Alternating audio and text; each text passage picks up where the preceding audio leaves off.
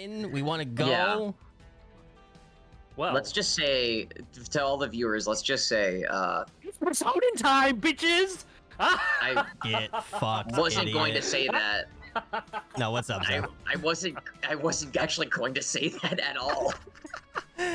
What you got, Zeph? What's up? Yeah, I was gonna say, for all of our VOD watchers and all of our watchers in chat, Dashing has been haunting us about this session for the better half of a week and a half now, it feels like. Very true, very true. Yep. So, be prepared for something. We don't know what, but... Yeah. Yeah. It's gonna be good. It's gonna be great. It's gonna be amazing. Yeah. Nothing bad is gonna happen. Don't worry. And also, if Zeph sounds any different, he's on his phone. He's not home. I'm not even on my phone. so- I'm on my laptop. No, my bad. He's not even. Yeah. He's not home at the moment. So if he sounds different, that's why. Yeah. I gotta sit some dogs. Yeah. All right. So, I'm excited because it's Persona time. Because last time on Persona D&D, Avarif, you went on your not date with Rinko. Congratulations, you did the thing. Thank you. Yeah, you had a good time. You got into the Greater Hall of Cheese, set a new course record. Fuck yeah. You went to Leopleurodon Rising, partied it up with Cyrus and Rinko. You got absolutely plastered, blackout drunk. Hammered. Hell yeah. Absolutely hammered. Calm before the storm. Anyway, Cyrus, you also got absolutely plastered. You have no idea how you got home the next morning. Yeah. However, Cyrus, you did agree to go out to breakfast with Ionos that morning, and on your way out, you experienced a scuffle in the, well, you didn't experience, you witnessed a scuffle in the entrance to the academy between Selena Magnaforti and Artoria Zested. After Ionos broke it up, and after, you know, you kind of inserted your authority as the squire for the student council vice president, Selena apologized, asked to see you after your performance on this day at noon, because she said she would be going, and she'd love to see you afterwards, because it's been a while. Ionos went full fucking crazy older sister mode, full overprotective mode, and dragged Selena off to interrogate her to the best of her abilities, much to your denial of any forward situations between you and Selena was falling on deaf ears for Ionos. And you were left there, standing alone with Artoria, and she blackmailed you. Congratulations, you are now the victim of blackmail. I've got blackmail. Got blackmail. Yeah, so, yeah, she's blackmailing you with sexual assault while you were drunk. So, good job. Yay, that's the best thing I could have ever asked for. Exactly. Boy, yeah. rhymes. Threatening to ruin your reputation, your sister's reputation, the entire student council's reputation, unless you decide to join her. You also did find out that she has a palace, so that's cool too. Yep. So congratulations on that portion of it. Avarif, back to you. You woke up the next morning alone in Leopleurodon Rising, one of the rooms that they rent out for those that are too drunk to go home. You were buck-ass nude, laying in that bed. However, you did find your clothes, and they were very freshly washed, very freshly cleaned. And you yourself took a shower. You read Rinko's notes about, you know, being sorry that she left you, and this, that, the other thing. We won't rehash the whole note, but you did summon Gage. You had a quick conversation with him about the goings-on. Gage did inform you that he spoke with Rinko. Also that Rinko knows what your bell means now. So just keep that in mind. She does know. You made your way off into the city. You decided to go shopping a little bit. You stopped at the Puzzled Clockworks. You talked about your armor, you talked about perhaps something else, and the old man dwarf that you've been getting to know there that owns the place, he asked you to go out, find rare metallic materials, and perhaps he can make you some free stuff. if you found him some good shit. Hell yeah. So you accepted. You took his personal pickaxe, and you headed back out into the city.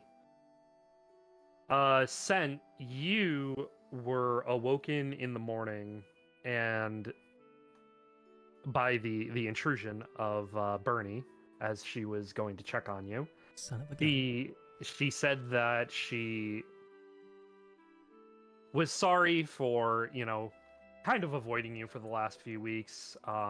She was saying that, it was a lot of emotional turmoil going on, but also that she went on a date and it was very nice and she really enjoyed it.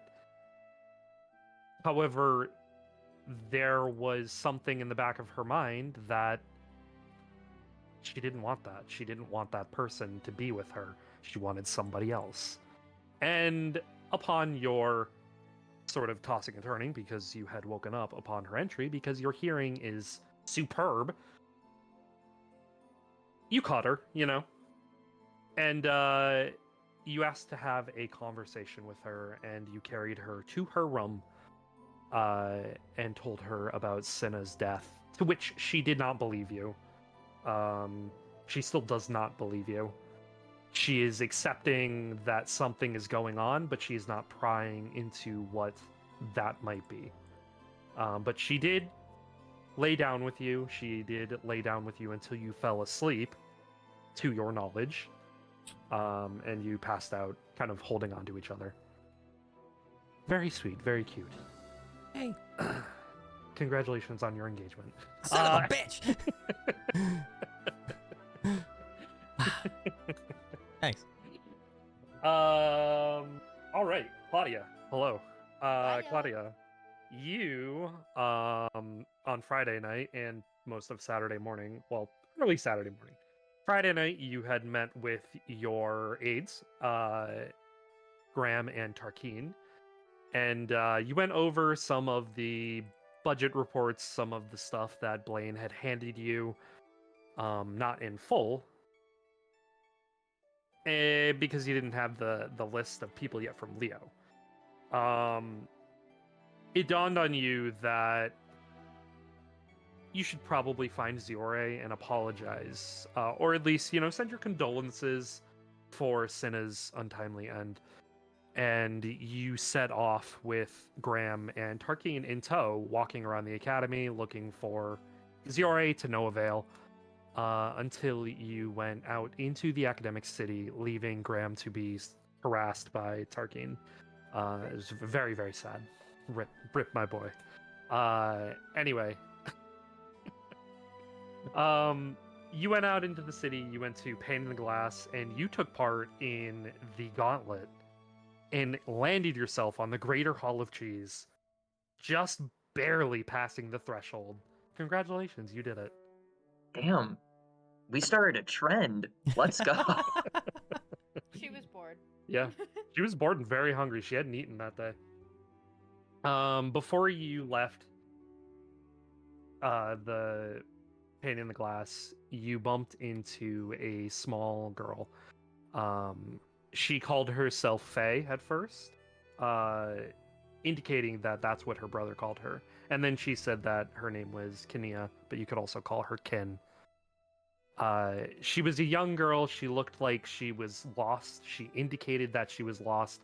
She said she had just come into the city that very day from Azatar, and that her friend Tride had convinced her to come to the academy.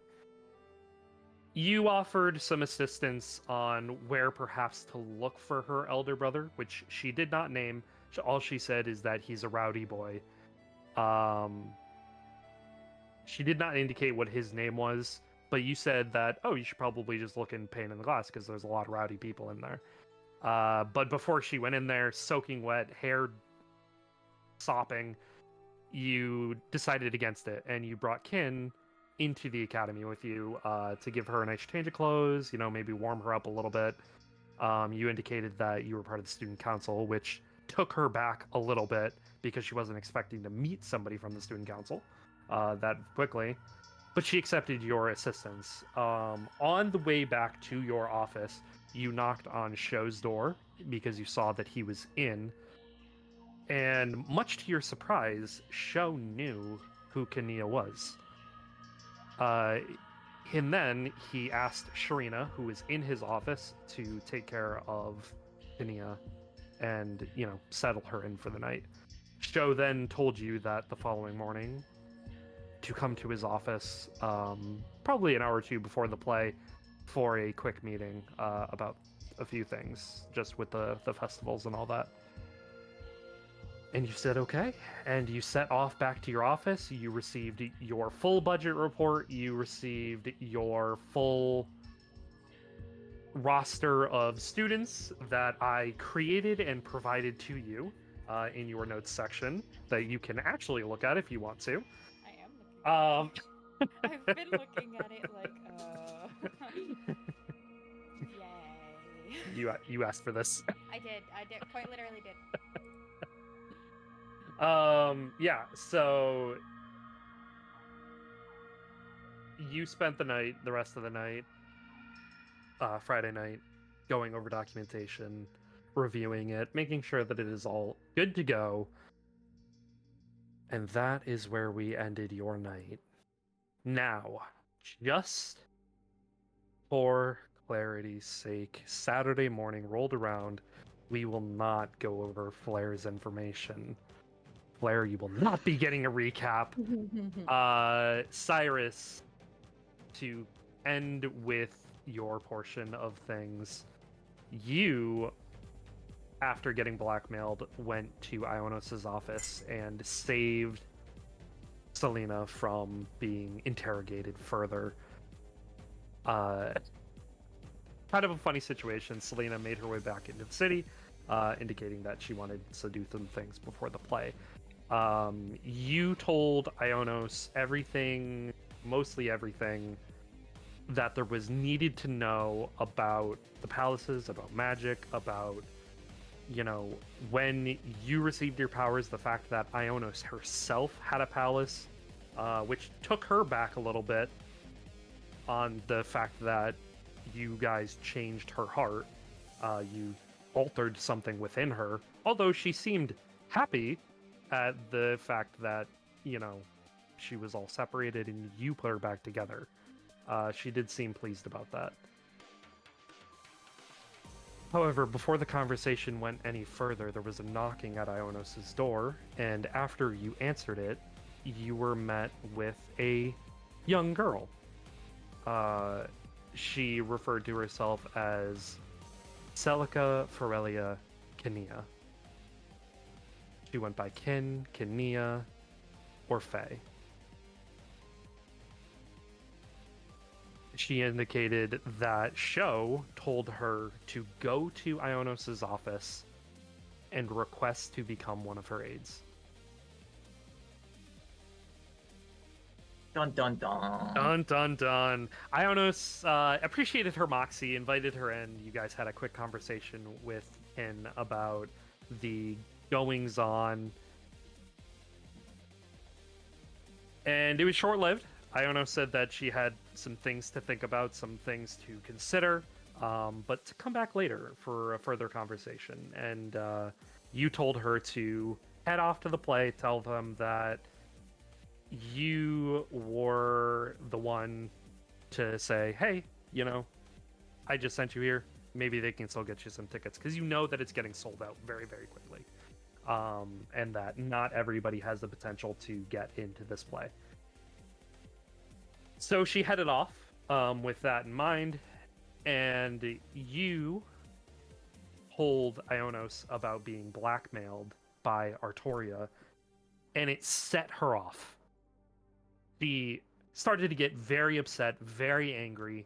She indicated that Sho was engaged to her, and that now she is blackmailing you. Dun dun dun. Dun, dun, dun.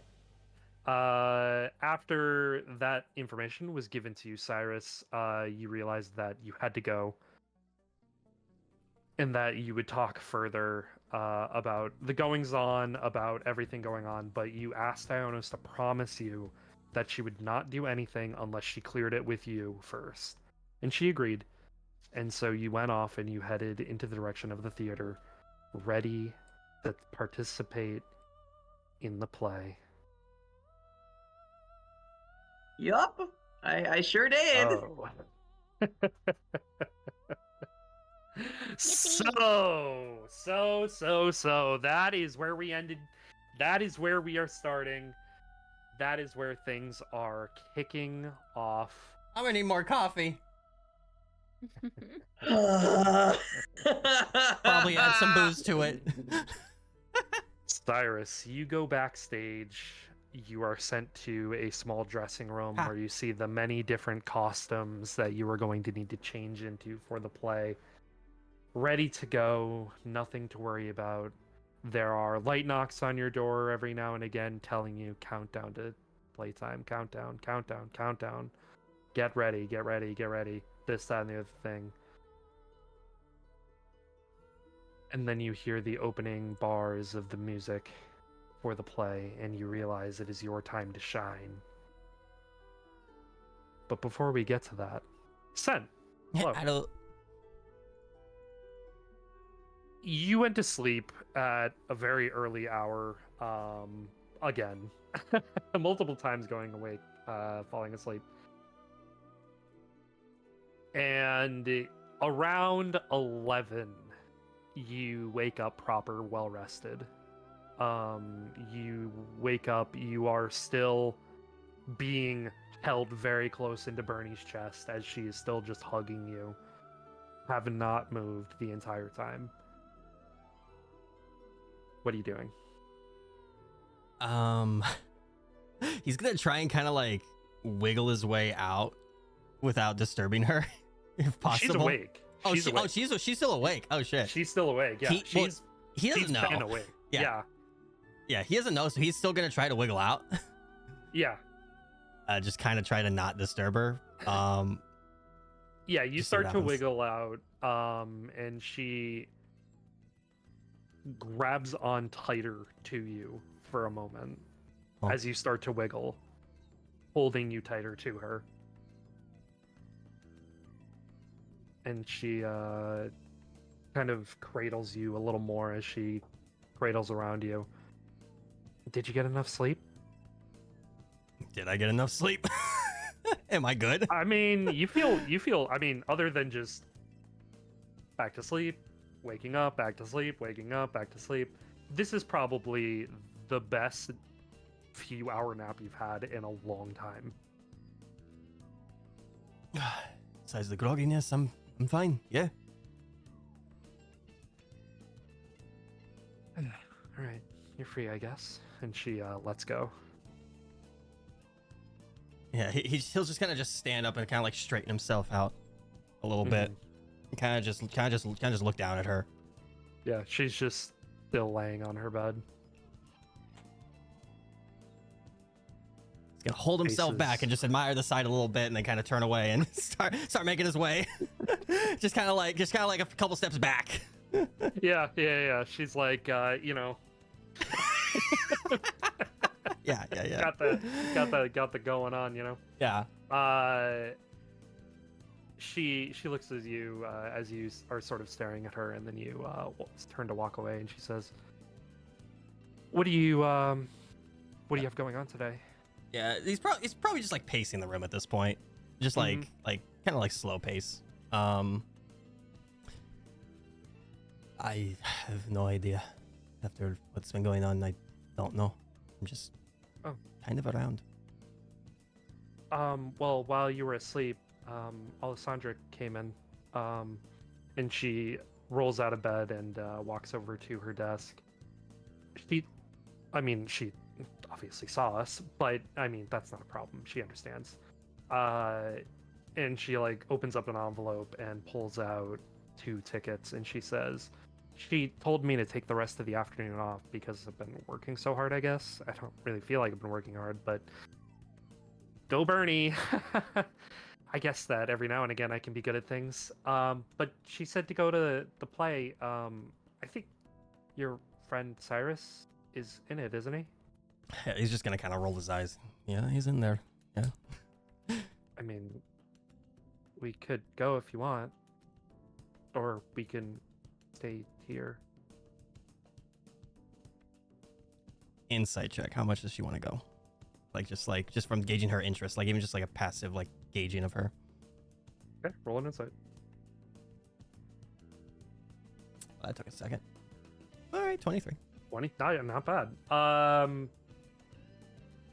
She doesn't seem to have a general interest in the play, although you know how much into music she is, Mhm. and that the music of it might be something that she would very much enjoy, but you can tell that she still has a lot of worry about your mental health, more so than anything, to just the look on her face as she looked at you and said, we could do this, but like we could also just stay here and relax, you know. I told him I'd be there, so yeah, let's go. Okay. Well, what do you think I should wear? And she like walks over to her closet and opens the door. And there's a few nice dresses. You kind of hear in the distance like the rumbling of like thunderclouds rolling in. And she says, should I wear a dress, do you think? Should I do something different? Yeah, the hair on the back of his neck kind of stands up. Wear what makes you comfortable, but let's prepare for rain just in case. Okay. I've got a feeling. Maybe not a dress then. Okay. And she just takes off what she's wearing and just starts putting on different clothes. Scent is just staring. He's just like bug-eyed, like, oh. Oh! Oh. Yeah. So yeah, she does that and she changes into you know, just like not a pantsuit, but like, you know, just she puts on pants and just a regular t-shirt. Just more comforting clothes than anything. And she starts to put her hair into a different style, and she turns to you and says, ready to go. He's still bug-eyed. What? And he turns around and walks out. Yeah, she you just walk out and she's like confused. And then she just gets really red and goes, oh god. And she just like runs after you. You were looking that whole time, were you? He's staying silent. He's gonna keep walking. Oh jeez. All right. So you begin to make your way to the theater. On your way there,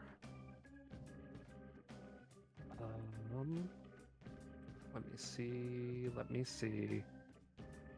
You don't notice. Okay. Yeah.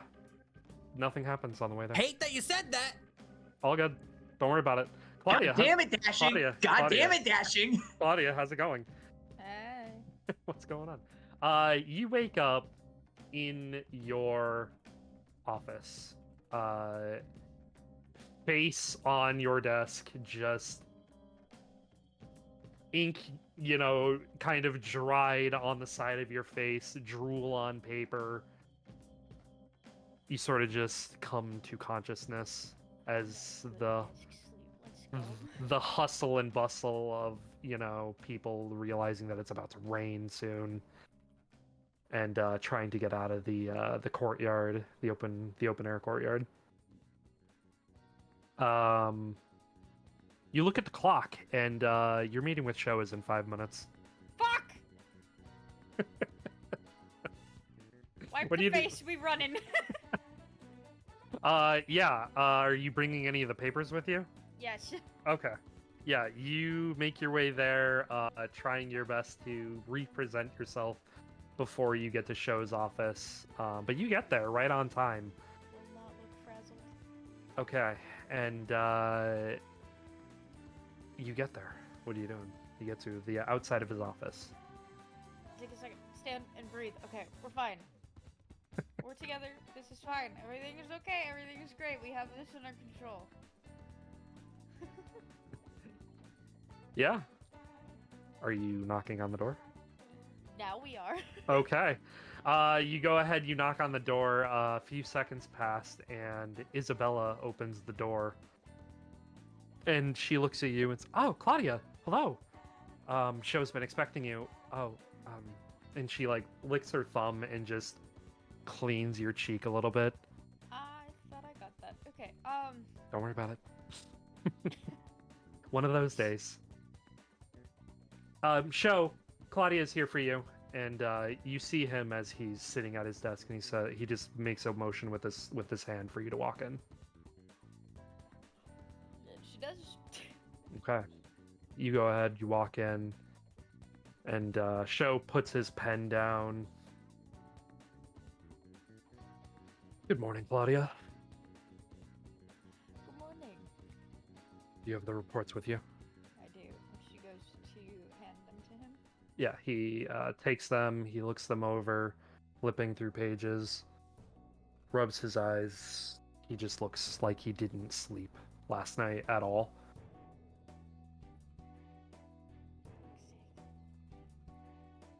All right.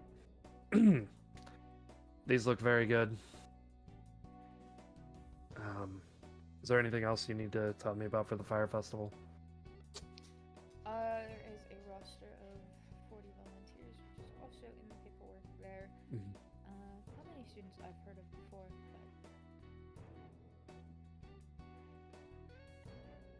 but He picks up his pen and he just starts tapping it repeatedly as he's looking through this document.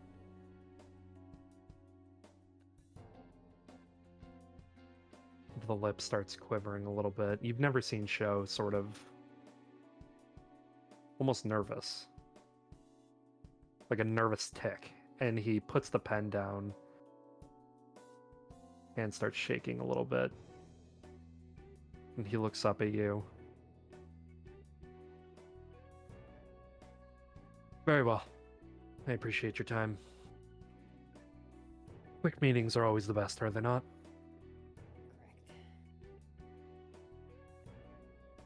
correct. Inside him, really quick. See if You may. Yes, you may. What? Button. Oh! Yeah. All good. Unfortunate. All Fortnite. All right. Yeah, so you go ahead, you insight him. Other than what your passive insight picked up, your active insight doesn't really pick up anything else. There seems to be, as soon as he placed that pen down, he sort of recomposed himself, and you get a very hard read on him. He is a hard person to read in general, but it seems like he just stonewalled all of his emotions from you being able to read him.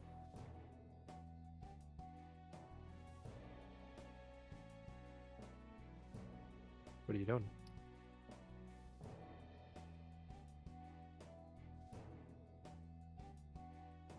Is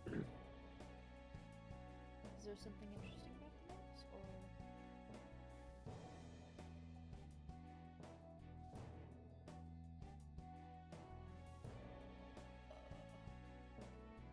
Some people call it a calm before a storm.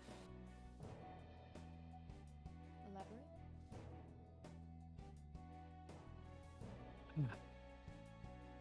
Make a persuasion check. Come on, fucker! I beg. New emote added just for this shit. Okay. Okay. All right. He takes a breath and he sits back in his chair. Before I came to this academy, my father informed me that he and King Clavius have come to an agreement.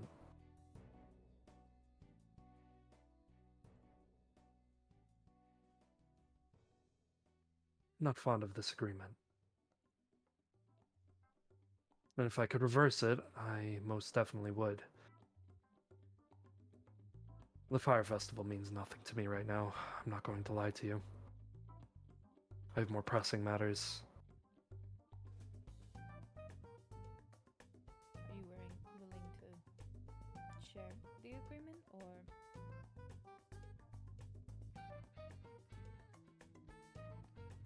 Takes a long breath, long sigh.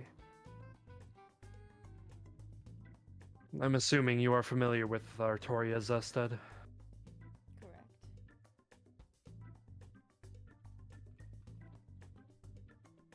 I can't say that I am a personal fan of hers and how she presents herself or chooses to present herself. I honestly would not blame you. Yes, well, she is my fiance. I'm so sorry. Sorry. I'm sorry. That came out so suddenly. I'm so sorry.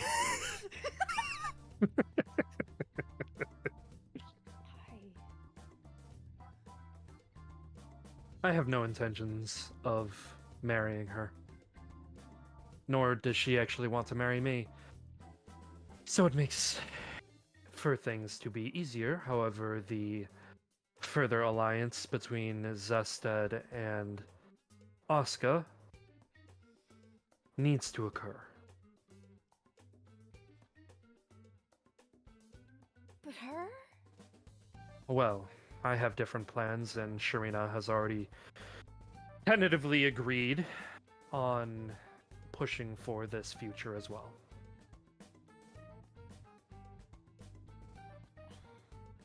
I intend to choose my own partner. Well, good. Like, sorry. Out of all of the people in all of the nations, that was not the name I was ever wanting to come out of someone's mouth. But Man, what the fuck? I'm glad that you've, chosen someone. But Well, is she someone to really, like, just go on their word? Artoria? No, Mm-hmm. she cannot be trusted as she is right now. As unfortunate as it is, as a top candidate for the throne of Zested, she cannot be trusted. Which concerns me for the future of Zested, the future of our wonderful four nations, that the two people that are in line for the throne of one of the four major countries cannot be trusted. Thankfully, their kin have some hope. Perhaps with a little more molding, we can catapult him into a position of power. He is an interesting character. I'm aware of his stupidity. Okay. I was gonna be slightly nice about it. He There very is no much need needs in... help in the team aspect of things. Yes, well, when you're a king, sometimes there is no need for a team. I need him to teach others, as well as to teach himself to stand on his own 2 feet. Well, he currently looks like a baby vomiting and tripping on their own 2 feet, but Crawling on the ground. Yes. multiple, yes, but there's a lot of decision-making improvements he needs to make. Which is why I've been having him do nothing but clerical work recently, and why I've been pushing him off for an announcement. Because I need him to show me something. And he kind of leans on his hands, rubbing his eyes.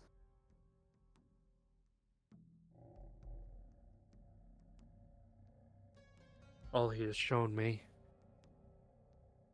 is that Zested has a shaky future. Putting Sharina in there would be sure of helpful.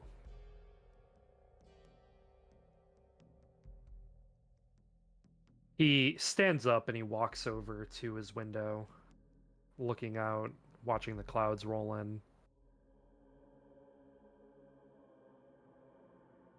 You, Claudia, you are a fan of my country, yes? Correct.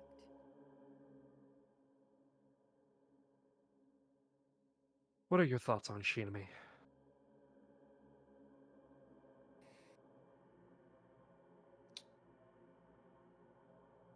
I think Shinami is a great asset. Very interesting of how they run things via the Pontifex and the church. Something is occurring, though. I don't know exactly how to explain it, but I think your squire might know more about that topic than we do. And what are your thoughts on your home country of Efrance?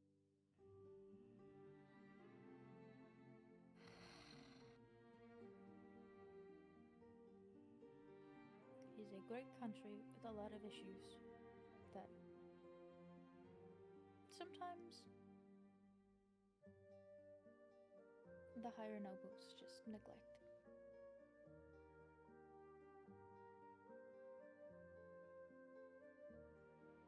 You know, during my first year in the academy,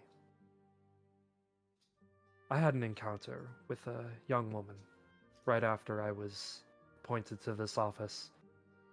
She was wide-eyed, strong-willed, bold, loud, everything that I'm not. She presses me into action every single day of my life. At first, it was nothing but a headache, but I think I've come to appreciate it, having her by my side, and I don't think that I can imagine anybody else. He puts his hand on the window and looks down at some people running below. He's changed recently. Not in a bad way, but something is different. Something people aren't telling me, something that I'm not able to glean.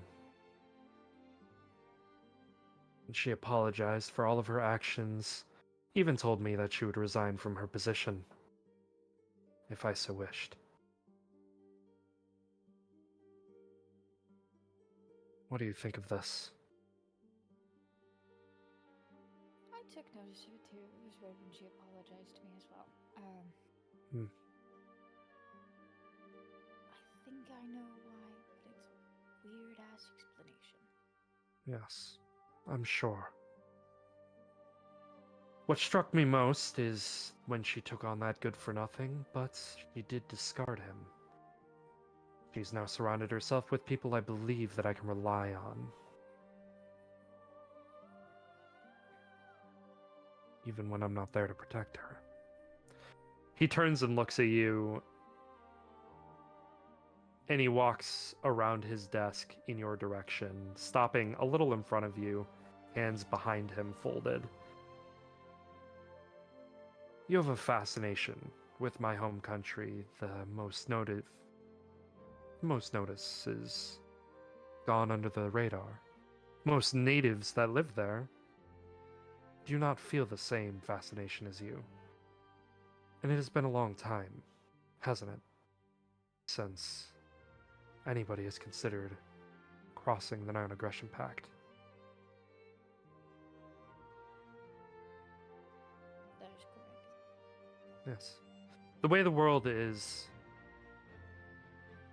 this strong-willed woman and I,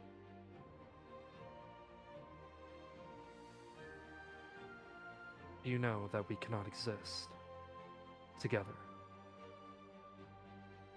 I'm willing. No matter what, perhaps the status quo in this place needs to be changed.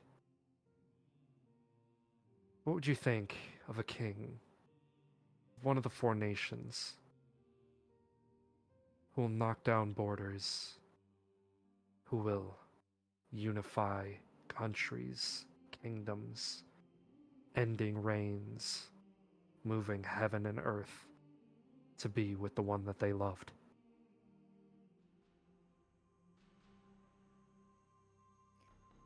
think a unification is a good option, but I hope you know there are going to be a lot of countries that are not okay with that. I don't. And there's a knock at the door. And he stops. And the door slowly opens, and Ionos walks in. She's wearing this beautiful dark sundress. Her hair is tied up in a very nice bun. You see that her makeup has been recently touched up. And she sees you, Claudia, as you say, continue later. And she says, "Oh, sorry, am I interrupting?" You're completely fine. We were just... Sho walks back over to his desk and he puts his coat on. And he walks over to Ionos, grabs her hand, and lightly kisses it, and her cheeks go red. "No, you're not." And he looks at you, Claudia. "Our conversation does not leave this room. Take the afternoon off, Claudia. Perhaps go to the play. You don't have enough breaks, and as a show of leadership, I too am taking an unusual breather." Good. I think the three of us out of everyone deserve it. I'll let you two have fun.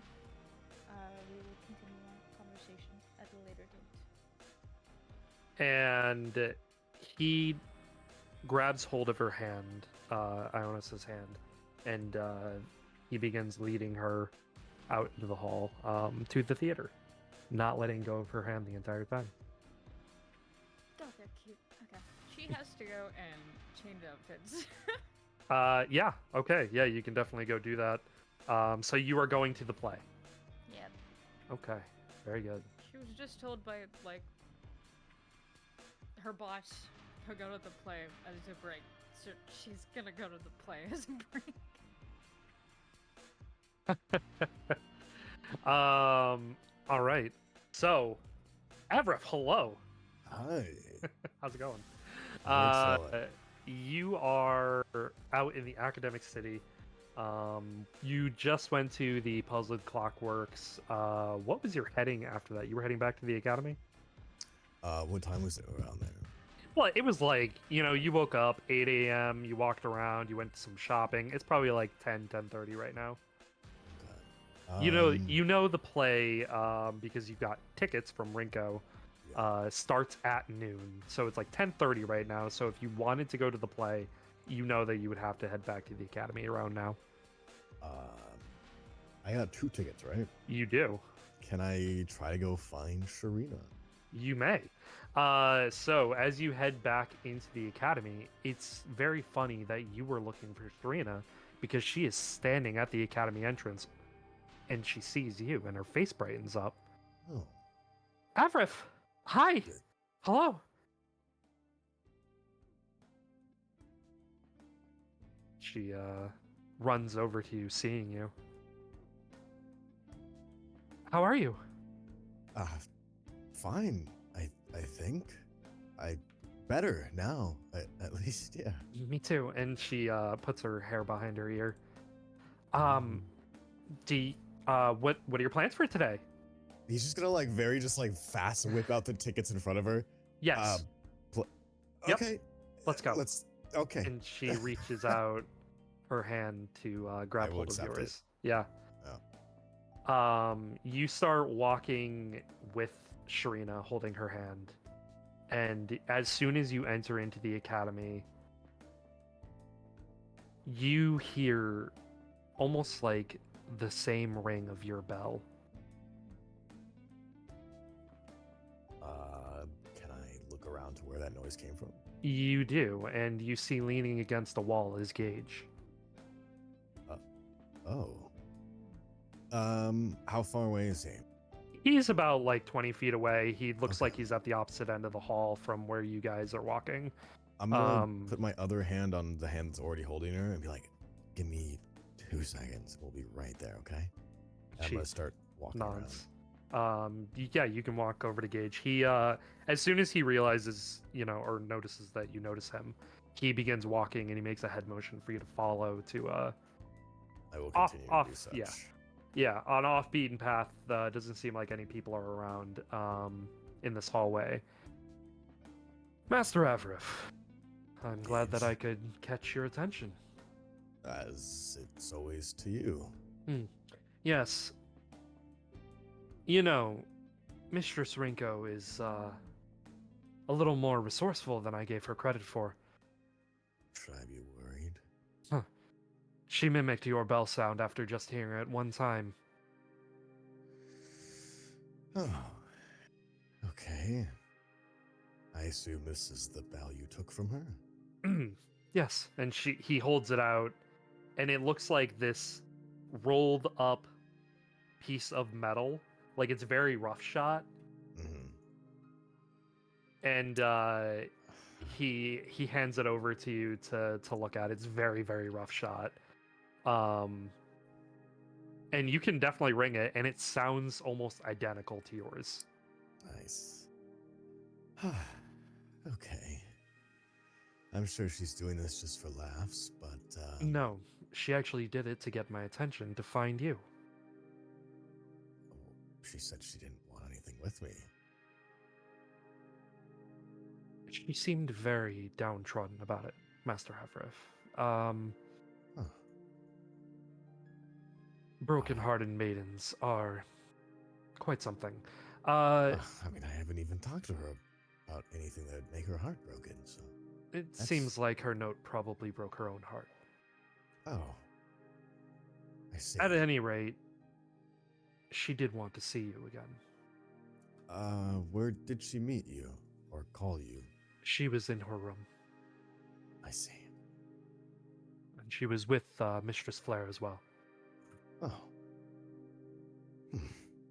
He Well? he pulls back his shirt, his like cuff link a little bit, and he looks at a watch. I see that you've just asked Mistress Sharina to go to the play with you. Yes. And you have about an hour before the play starts.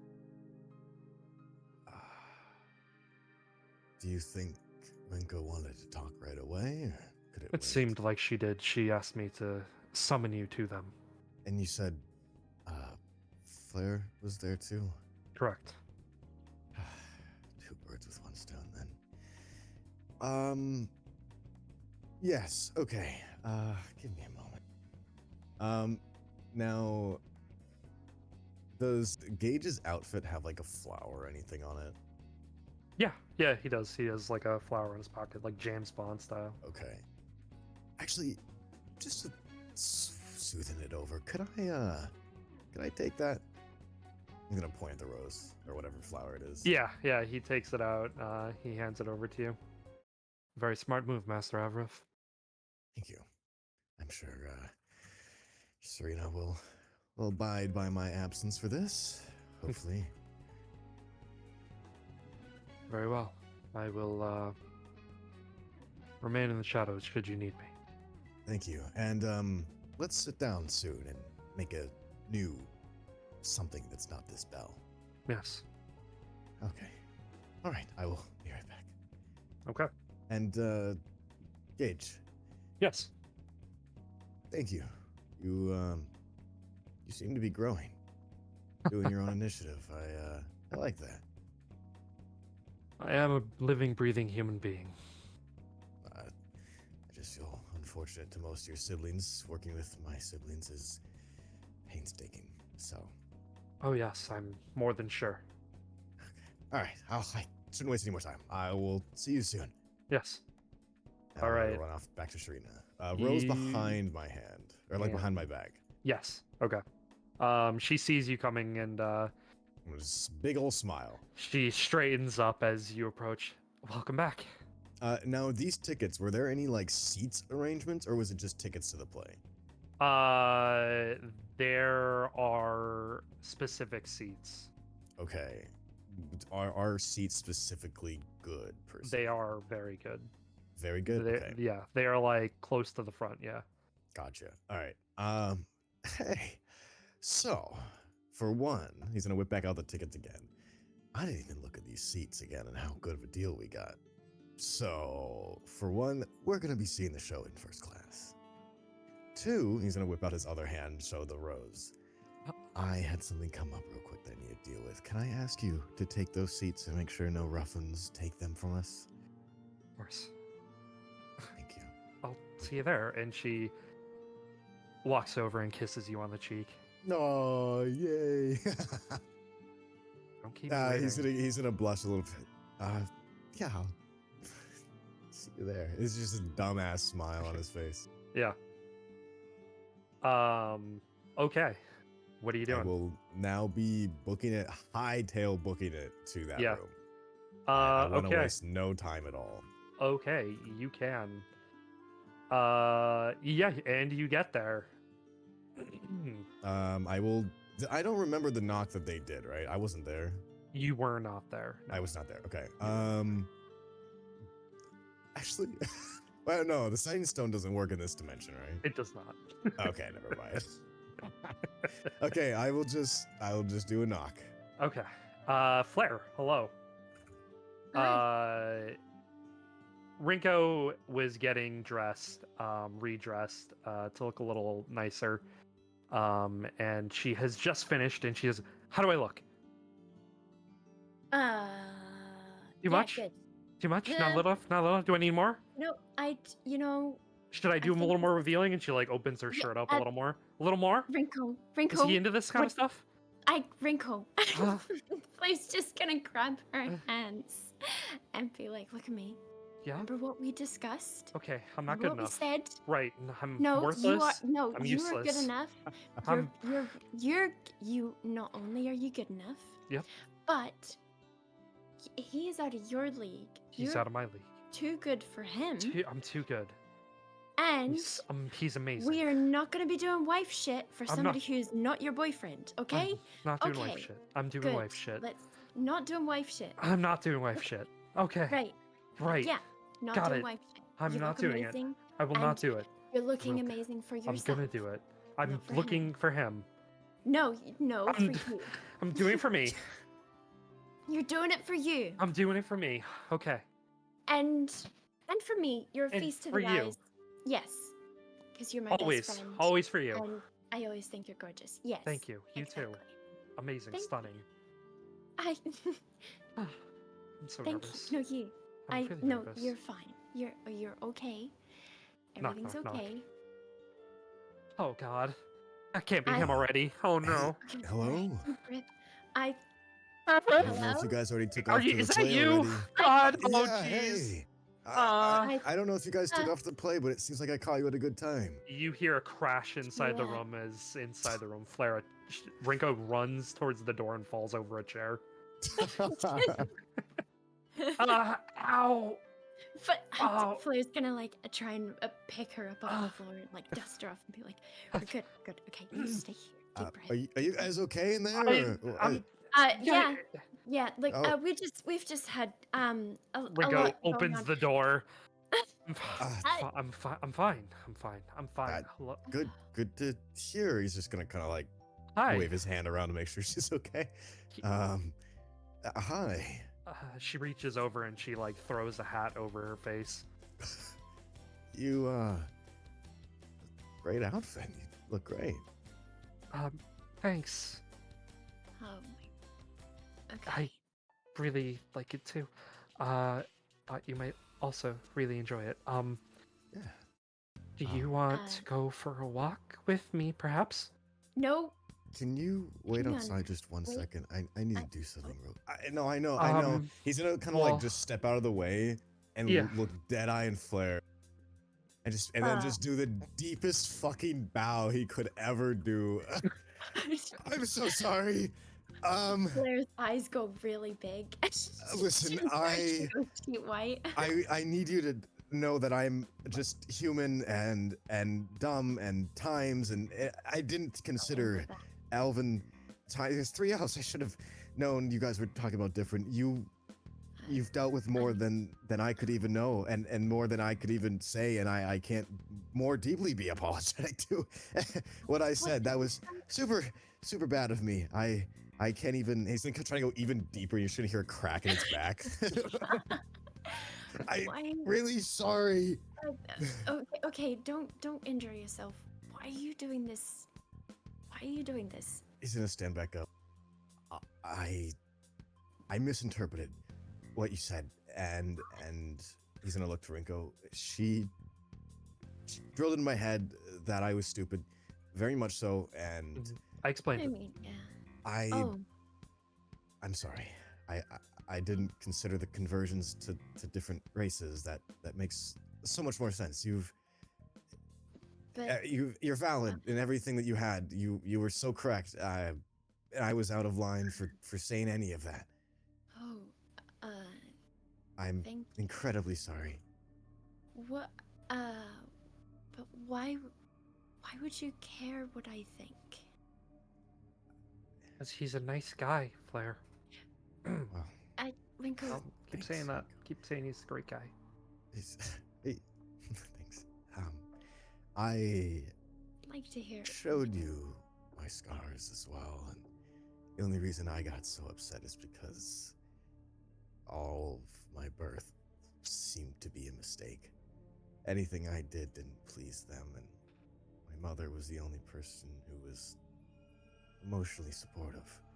And after I no longer had that, I was just by myself. So, not that I say I can understand 100% where you're coming from, but I can at least a tiny bit. And you've been through a I lot. see. She's like rubbing her arm nervously. She's like, I thank you. Hey, hang on a minute. Is this? Yeah. Are you Uh-huh. trying to do to me what you did to her? Are you trying to put a love spell on me? Is this how you do it? Wait, what? She, Love Flair starts spell? like Flair? walking towards Flair? him and like. What do you mean? Rinko How do you- steps in front of Avrith and grabs hold of you and says, Is Flair? Is the Flair? door closed or no? No, it's still open. Can I the door shut is the open. door real quick? Like, Uh, or is it like Ye- blocked? I mean, Rinko's kind of like standing in the doorway with you, so like if you try to shut it, you're like shutting her Okay, in never the mind. door with never you. mind. But she like, cause she like steps in front of you. Like, what do you mean? He's gonna be I- so confused and don't- shocked. Like, just It's fine, Avrith. It's what? been a long day, and she's really confused. You've I mean, slipped we her all some are sort of confused. Stop, Potion. Flair. Flair. or What? some magic. I'm not an trick. alchemist. How did you? I don't even Rinko- know. I'm a Rinko fist. I turns use my fist. around. I fist people. I mean, I don't. Rinko Fist turns people. around and Fist kisses people. you, Avrith. She Oh. what? She She what? she What? turns around and kisses you. On, I- right on my like lips. Yes, like straight up just Um, kisses you. I. And she pushes you back into the hall. Flair goes like bright red, and she's like, "That's And she That's- turns. that's what the fuck- she- that's Can what I I'm fucking look talking around me in the about. hall Turns- to see if anyone's near me? There is actually nobody in the hall right now. Okay. Rinko turns and looks at you, Flair, and gives you a look. And just says, "Stop." I- no." He's trying to do what he did Stop. to you on me. Why? Come, let's go. Wait, I was where? This is not Okay, the right listen. way. He's. Oh, maybe I should I- talk to Gage. I about don't trust book about that he's. apologizing. They're both just. Hmm. I don't trust that he's not trying to Really? do what he did to you to me. We have Was I- somewhere to be. Was my bow too deep? Did I Okay, fine. wonder what Okay. would've been better? Rinko turns around and she walks into the hall and she He's grabs just like hold of your scrunching hand. his Ye- like chin. Just what? Yeah, she grabs your hand and says, "Let's go for a walk." Can we go maybe the opposite direction of where everyone else might be towards the play? Yes, I know a place that's quiet. Let's do that. He's gonna wave to Flair. Flair, again, I'm sorry. We'll sit down sometime and no love spells, alchemy. Just I didn't do it. I don't know what you're talking about. And he's just gonna keep walking away with Flair Yeah, pulling him. Rinko is leading or you. sorry, Rinko. Yeah, no, you're good. Flair, are you following? Flair is gonna follow. She's gonna tail behind, but she's going to like, yeah, she's gonna kind of like keep her distance, but like, Yep. keeping an eye on Avrith's like body movements to see if he's casting any sort of like love spell or trying to slip some kind of love potion. Like she's like, I'm fucking onto you, buddy. As Rinko is leading you, Avarith, you are walking towards the library, which is in the opposite end Okay. from the auditorium, the theater, where everybody is. So the library is probably Pretty the empty. quietest place right now in the world. Avarith is 100% looking in like every direction. Yeah. Make sure there's no people. So Yeah. Active perception checks as Yeah. you're walking. Oh, 1 second. Oh, you want me to do active means I do it, right? Yeah. Yep.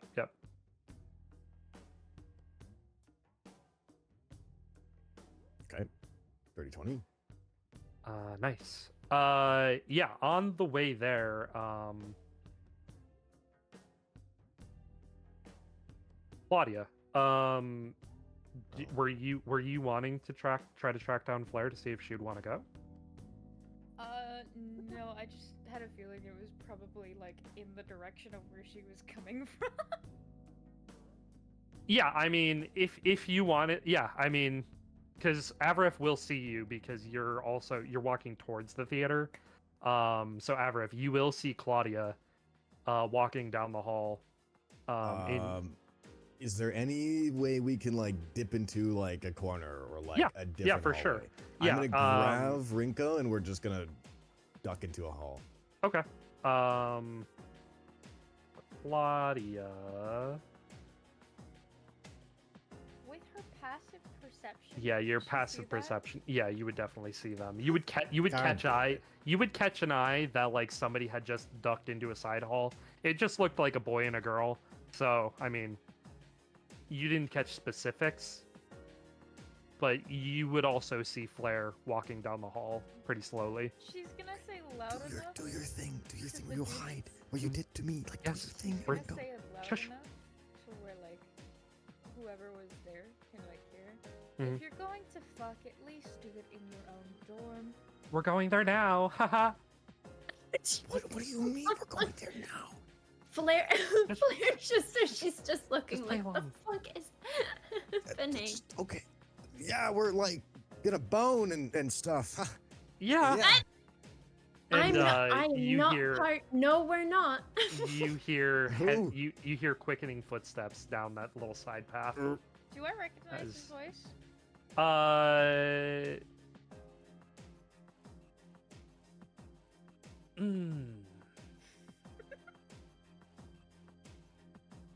Make an insight check. Okay. Make an insight. I'll say insight on that. Plus 19. 7. Oh, go Yeah. fuck yourself. You recognize Avarith's voice, but you don't recognize Rinko's voice. Yeah, I don't know her well enough, so. it makes yeah. sense. Avarith's voice you have heard a few times already, so you do recognize Avarith's voice, and then you see Flair in the hall. So, Do we also see Flair at this point? I mean, you heard her yelling back, Oh. so I that's why well, then Rinko. Yeah, Rinko starts pulling you. Avarith, let's just keep moving. Let's just keep moving. okay, that's fun. I just want to run. I just want to go. Yeah. Bye. Let's go. Yeah, Avarith, if listen, you do you're this, fine, have bye. protection. No, I'm not. We're not. We just don't want to meet anyone, man. We're not actually fucking. I'm gonna leave. Yeah, and I am reading library books. yeah. You Read. read somewhere else, and he's gonna run away. So yeah, you guys, Avarith and Rinko, they run into the library. Claudia, what is your current heading? She's confused as fuck and literally like looking at Flair and looking where they ran to, just utter confusion. Mm-hmm. Flair. Wait, does Flair know? Flair knows Claudia is there. Flair knows Claudia is in the And hall. You were, recognized. yeah, and you recognized see her? you see Claudia, and Oh, Claudia okay. sees you. You're both standing across each other in the hall, Okay. pretty close. Flair's gonna, like, are they? They're not in the library though. They are almost to the library. They are like running in that direction, and you know where Rinko is going. Flair's gonna look real nervous and just kind of stare at Claudia for a second and then be like, I gotta stop my friend from not that I don't, with people they're allowed to do what they want, but Okay, that take a breath. and Hold on. I gotta Take a breath. okay. I was going to offer if you wanted to come to the play, but it seems like you're preoccupied, so Oh. I Oh, will let you. What? Oh, I mean, I would love to. I just have to quickly. Here. She hands you a ticket. Once you handle all of that, you can join us in our section. Thank you. I appreciate that. Also, you've probably just realized she's not in her standard attire. She's in a suit. Yeah, Flair's red as a cherry, baby.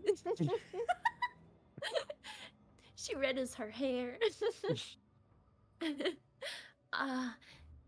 Thank But, you. yeah. I'll be there. As fast as I can. I'm just gonna grab my friend real quick. Okay, just Thank you. take a breath and she starts to like stum Yeah. away. Flair's gonna just kind of stare after her and then take a breath and then she's hoofing it to Ringo. Yeah. Hoofing it.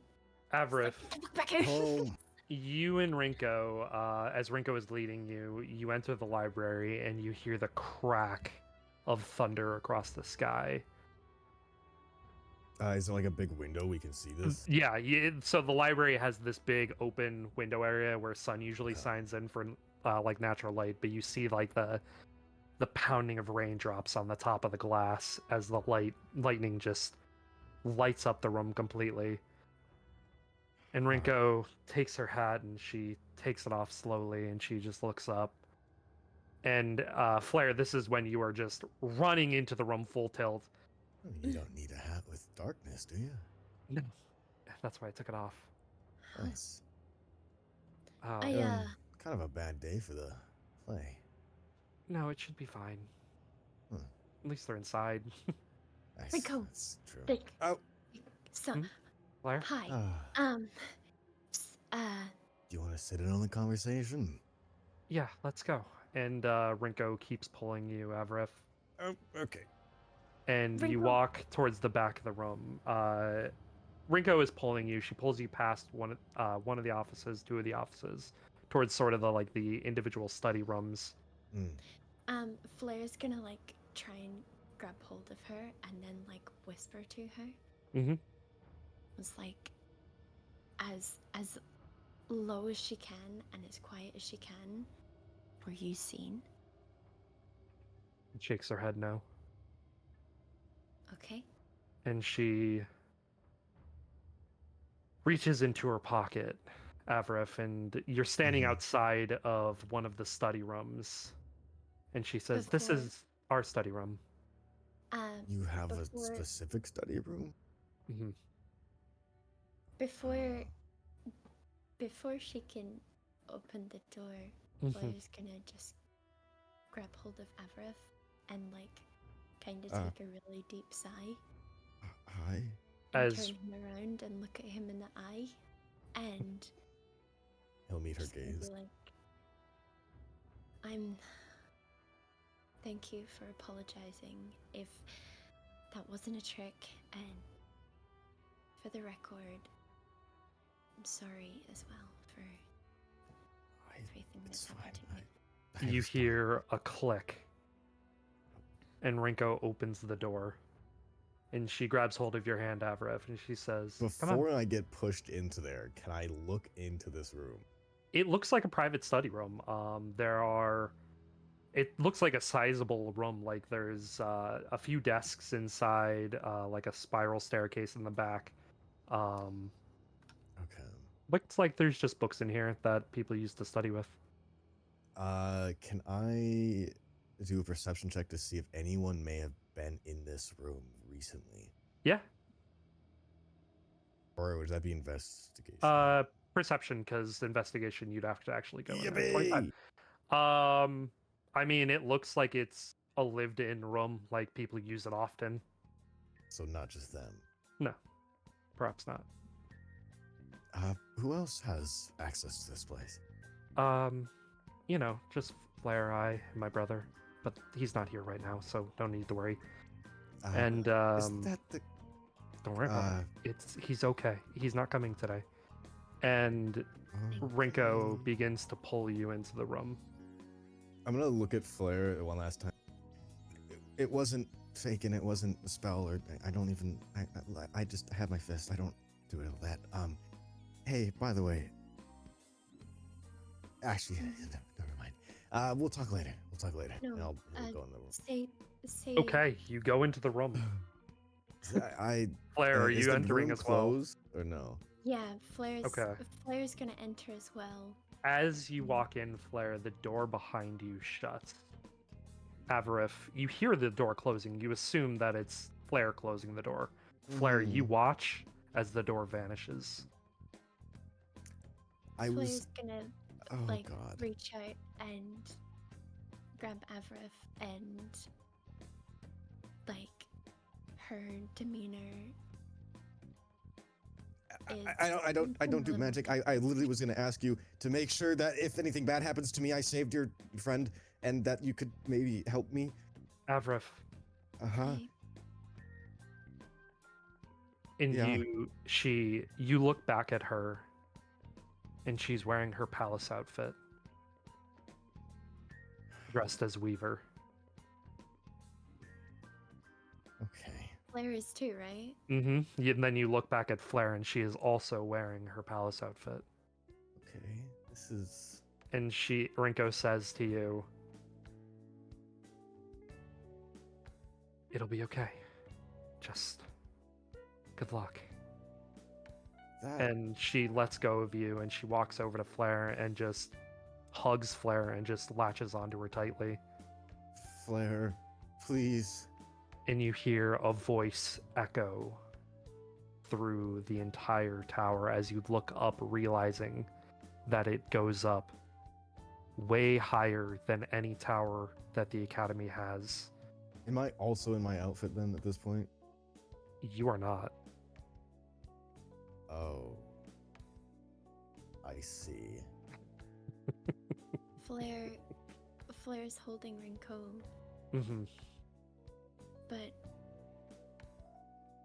and she looks down at her, and then she looks up at Avarif, and Average is gonna have this very depressed demeanor on. Every time I help, man. You hear the sounds of rain outside the window. You can see a window now that you're further in, and it actually looks like the storm is right on top of you now. You can sort of hear the hustle and bustle of a city outside, but it's raining, it's pouring, thunder striking. And like I had mentioned, you begin to hear a voice echoing. Does he hear what the voice Well. Avarif Zested. Welcome to my domain. Truly is an honor to be in the presence of royalty. The voice stops, and Flair, you feel a hand on your shoulder. Rinko, why are you crying? Flair, please. And he moves in and grabs hold of Rinko, embracing her. The man. There. Let it out. And you hear Avarif as you turn. Yeah. Avarif, you turn as you see Rinko embracing this man. He has almost not like well kept, but like rough, like silver-ish hair. Let me pull up his exact description for you, sir. He's wearing a school outfit. He has like baby blue eyes. His skin is light pale. He has black gloves on. Does he have a scar on his fucking eye? He does not have a scar on his eye. Interesting. And he is looking at Rinko, and Rinko says, "Master, I did." And he hushes her. "You did so well. Both of you did exactly as I requested. It can't have been easy, and I see the strain that is put on both of you. You have my heartfelt apologies and my utmost respect and admiration for what you have accomplished."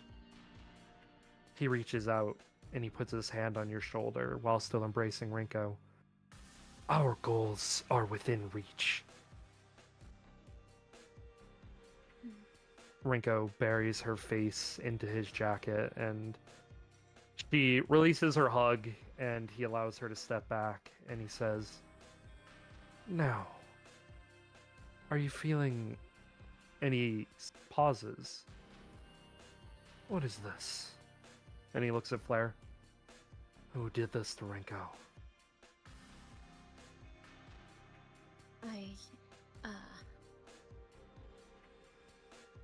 What is he looking at, by the way? He looked at Rinko and he said that. Oh, okay, so we don't know. You don't know what he's talking about. I believe there's some sort of spell upon her. Much more than that. And his hand glows this aura of gold light.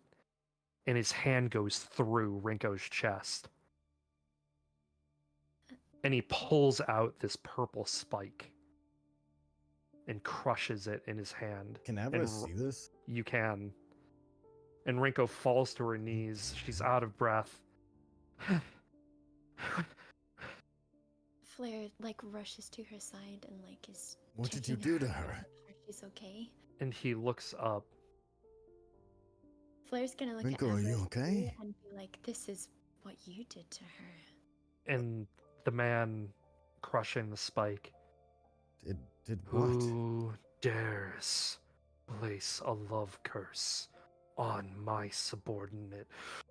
Who dares mess with her emotions?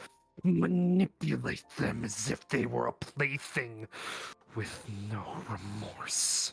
Avra's just gonna just look confused on the floor. Or looking down He what? slowly turns and looks at you, Avarif. He'll You look up see just a little bit. nothing but malice and hatred in his eyes. And Flair, you begin to feel rage boiling inside you. Not of your own volition. You don't know where it is boiling from, but you feel it. Why would you do this to her? In the single blink of had an to been eye, the palace. Avarif, Yeah. in the blink of an eye, the man is gone, and you feel a hand gripping the back of your neck. Oh boy. Tell me, Avarif Zested, Yeah. are you a trustworthy person? I mean, yeah, I would think And so. before you get a chance to fully reply, you begin falling through the floor as he lets Okay. you go. And you land on a chair at a table. Flair, you and Rinko are almost moved back as the ground below you shifts, and you raise up on a platform. And there are two chairs that apparate behind you both. Avarif.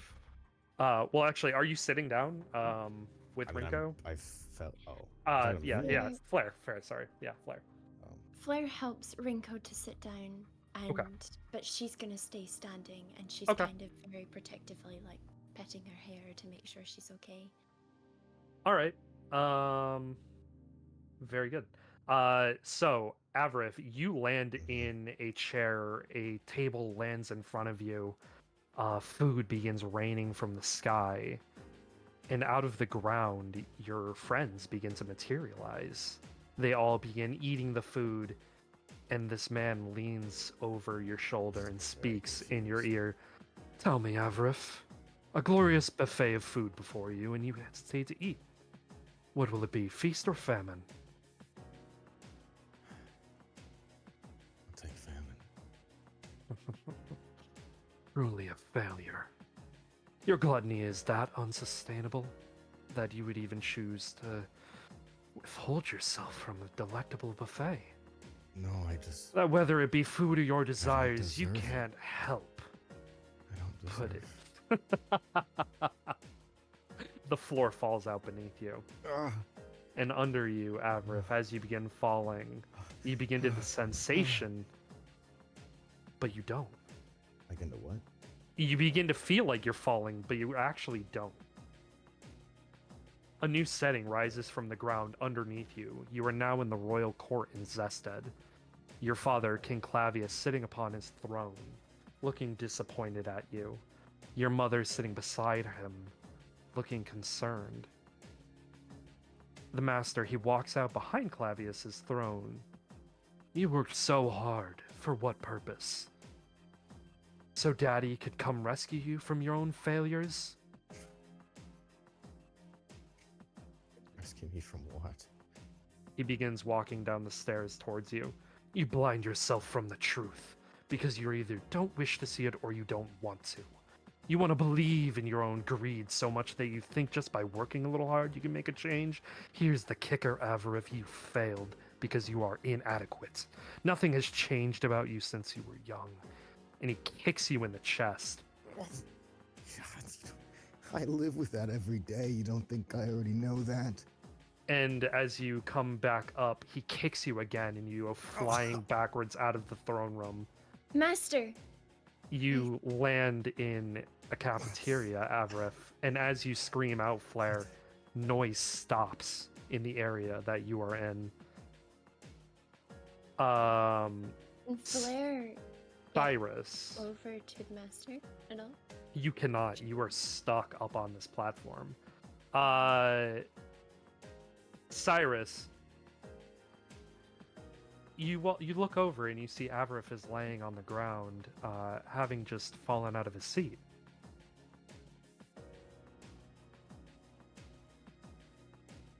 Whoa, buddy. Careful. You can't lean that far back in these seats.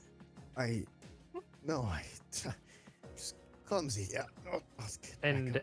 as, you know, Cyrus reaches out to help you, you watch as a sword comes through and decapitates him. His head falls off his shoulders, blood Cyrus? spewing onto the Cyrus, ground. he's gonna like try to grab his body. If he can. His body collapses in your Sorry. arms, the head rolling No. over towards you, Avrith, Oh, not looking another at one. you, and you hear the coughing and spewing of blood. Wait. No. That's why It's, I could trust you. you can. The master steps into the pool of blood. Your lust for what you want in life will be the downfall of your friends. I don't. And he crouches before you and gets in your face. If I recall, you've actually already killed one of them already. Maybe you What do should you be mean? commended by your What do you mean? mistress for the hard work you've already been putting in. Who? I don't have a mistress. The lights go dark and they come back on quickly. Avrith, you're now standing in the Cloud Catacombs, the funeral pyre for Senna, her body actively being burned. And you realize you have a smile on your face. What? He's gonna The try to master- like, grab it and try to like take off the smile. Yeah, and you can. The master walks around the right side of you. You know, you could have prevented this death. Your decision not to share your bounties could be so greedy. But in this circumstance, I think it's Share actually what? quite slothful of you to have such inactivity and neglect to meet your friend's needs. What? And he begins circling around you even more, and he reaches into your I don't pocket know what you're talking and about. pulls out revival beads. I- I wasn't even there, and I could have told you that if you had decided to share your precious treasures, you might still live. But perhaps Sentin was right. Senna's blood is on your hands, Avarith. And he begins stepping backwards, and as he fades, I didn't ask them to be called. he is truly commendable for forgiving you, a person like you. and you begin to feel hot air underneath you as you begin to light a blaze. What? Do I feel any pain or no? You begin to feel like you're burning alive. Stop this, please. And suddenly it begins to get cold. Question to DM in Yes. in DMs. Actually, I didn't ask it here. Is this what Flair would have? You have never seen this before. Okay, all right. Flair's like screaming and trying to like. Screaming as loud as you can. There is no noise coming out of your mouth. Can she pick up the chair and try and throw it? It hits an invisible wall. She's gonna start slamming on that wall with her shield and everything. Very good. As snow is now hitting your face, Avrith, you fall to the ground as a cloud of snow flies into the air. Your vision comes back. You're no longer burning. Comes back into focus. And you see Dane fighting in the distance. He's fighting some Dane. cloaked individuals. And you're standing on a hill. You look Why do I over remember this? and you begin to hear a voice in the back of your mind. Dane! And then you look over and you feel your longbow in your hand. Oh, And before you realize what you're doing, you fire a shot. What? Hey, stop. What am I? Everybody in the crowd that was fighting Dane looks over. Even Dane looks over. And they begin charging at you. Dane gets This is knocked the first day. unconscious. No, I remember this. The group then descends onto you and Cyrus as you realize he's Cyrus, there, knocking run. you over, capturing you, tying you up. The master walks over as he takes his hood off, revealing himself in one of the crowd. Perhaps you if were you there. weren't so gung-ho on shooting your shot, you might have been a little more useful in this predicament. He Oh, unclips his cloak. Your immediate resort to violence is sickening. You're in danger, everything because your wrathful nature won't allow you to control it yourself. was a warning shot to try And he conversation. steps on your chest as he pushes you down under the snow.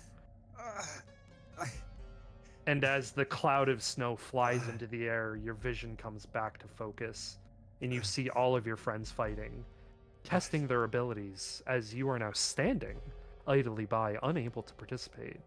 Avrith, you begin hearing Helm in the back of your mind, and then it alters, and you begin to hear the Master's voice. Hilarious. Your envy of your friends is the only reason you awoke to such a power? And he appears in front of you, so desperate to get your hands on a semblance of power because all your life it has been This taken isn't away. The story. This isn't it. Whom you decide to trust is no one but yourself. And you No. can't stop yourself apparently from feeling jealous of It's everyone not the else's carefree story. freedom. I What a haven't pretender! This And he wasn't the story. punches you in the stomach.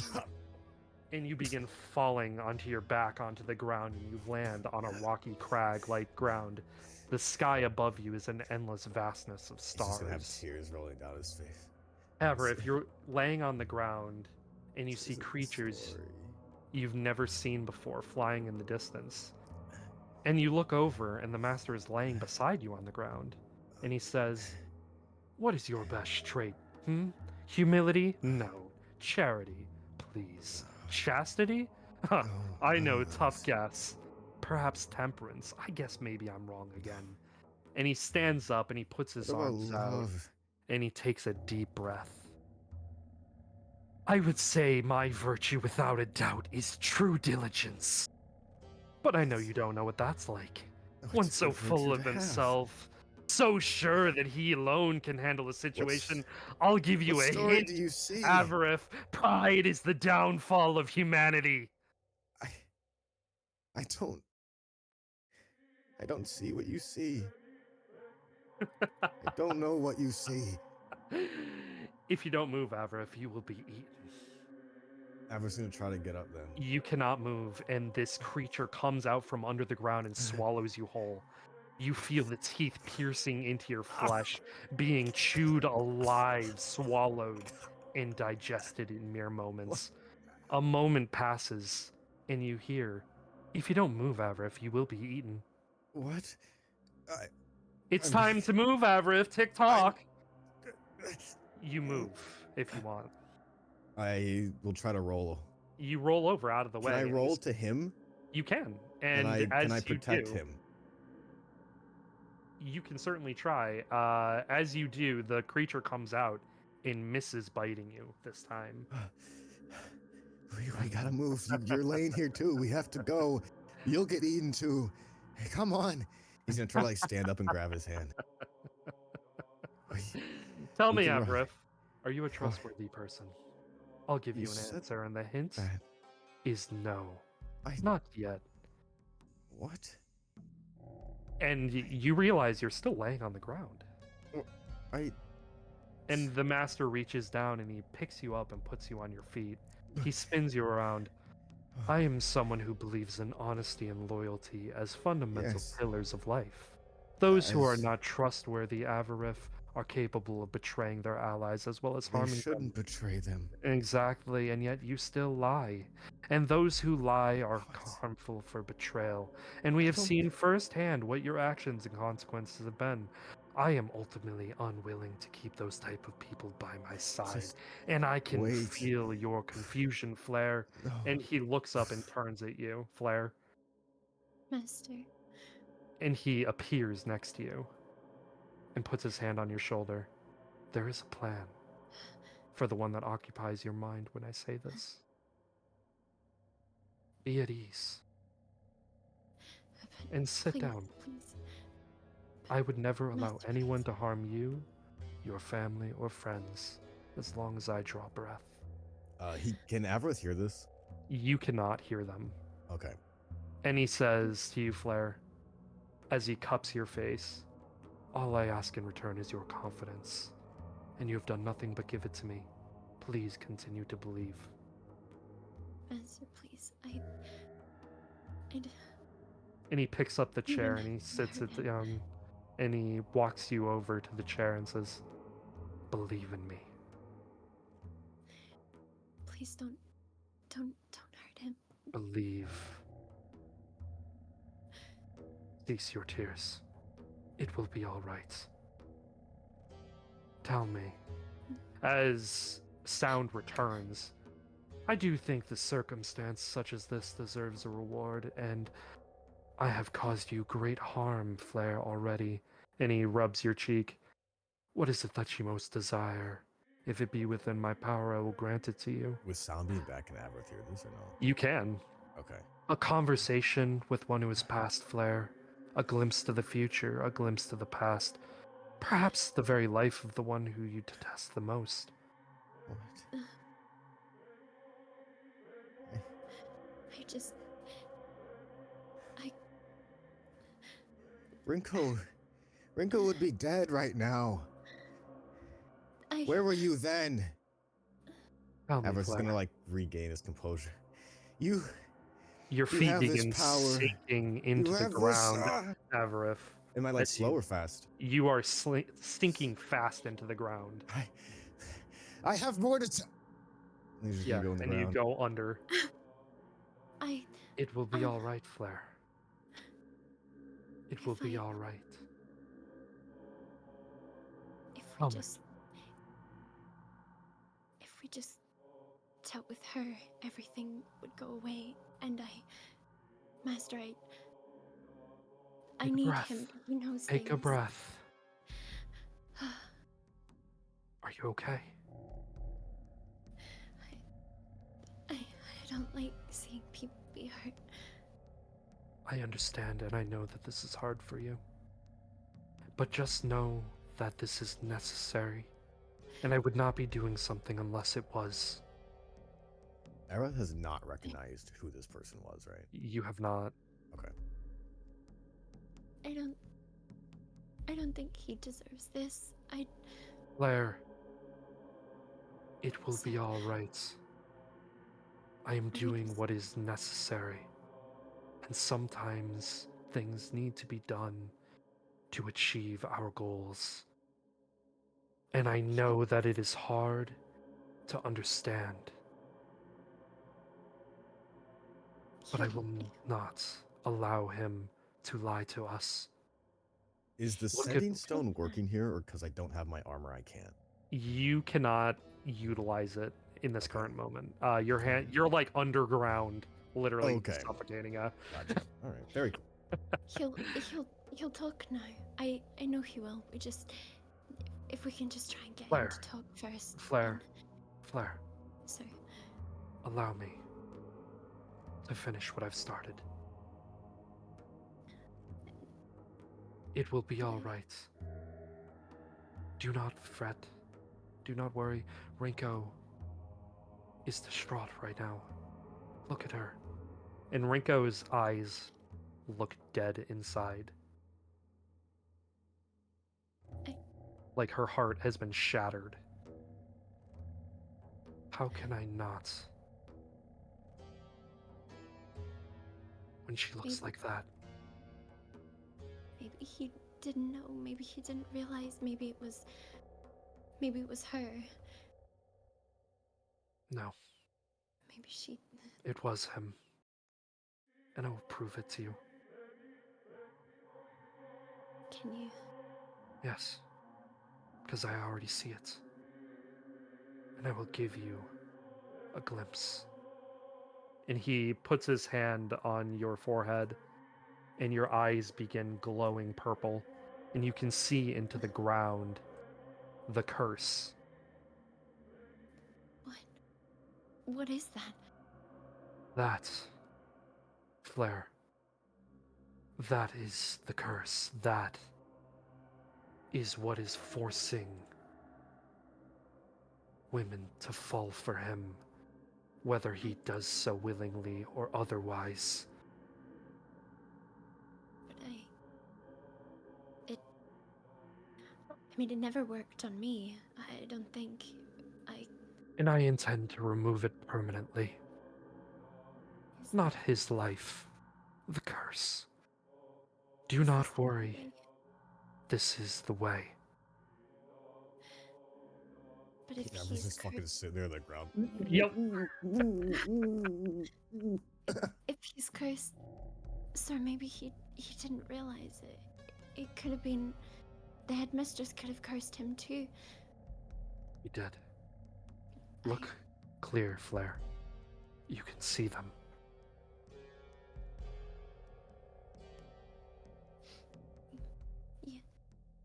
Yes, master. Everything I do has a necessary step to it.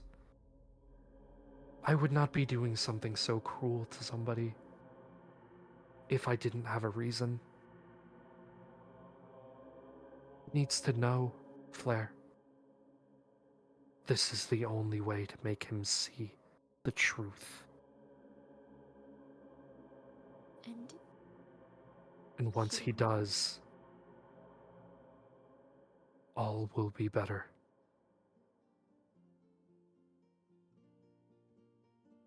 I just Believe in me. I have one wish. Yes. Please don't hurt him. I didn't mean for this. He smiles at you.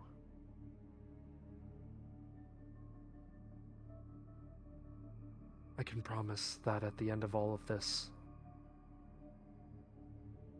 he will come to no harm from me ever again. At the end. Even now, though. Pain is a necessary step. There has to be another way. Sir, if I could just Unfortunately, talk to him.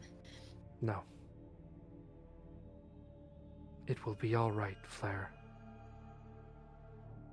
And he disappears from in front of you. No, Avarif, you shoot out of the ground, and he clutches your throat.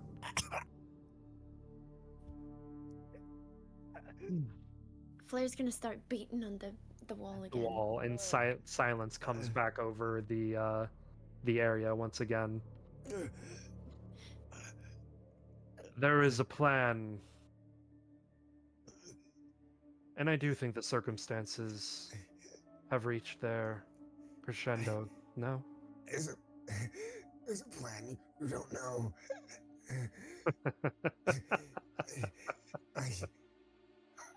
Speak, and he releases you.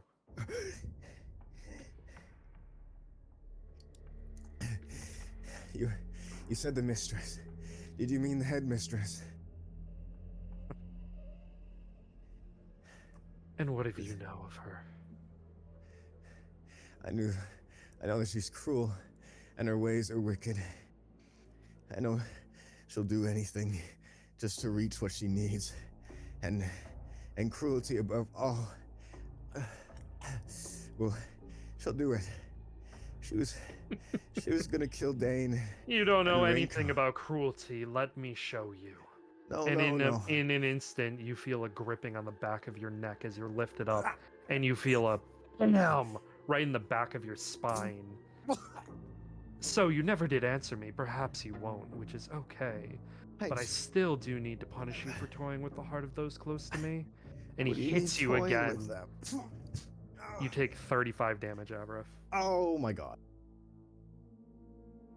He then spins on his heels and throws you as hard as he can, and you hit a wall.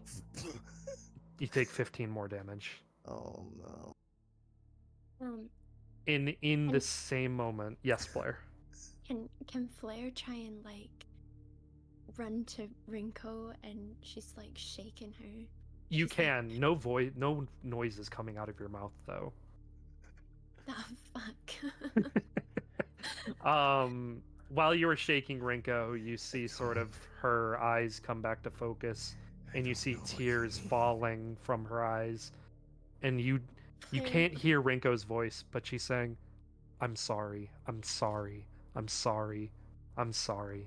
Flair's like desperately gesturing to like the wall and like to where Avrif and the master are, and she's like screaming. She's like, Yeah. gotta fucking do something. Like, get up, I need you. Yeah. Avrif, Mm-hmm. the master runs over to you, grabs you while you're embedded in the wall, and just pushes you into the wall by your throat. Still alive. Impressive. And he reaches back and balls his hand into a fist as it glows. I'm betraying the headmistress. And he hits you in the sternum. Let me roll for this attack. Okay, natural 20. Cool. Lord. You take 74 damage. Yeah, I mean that's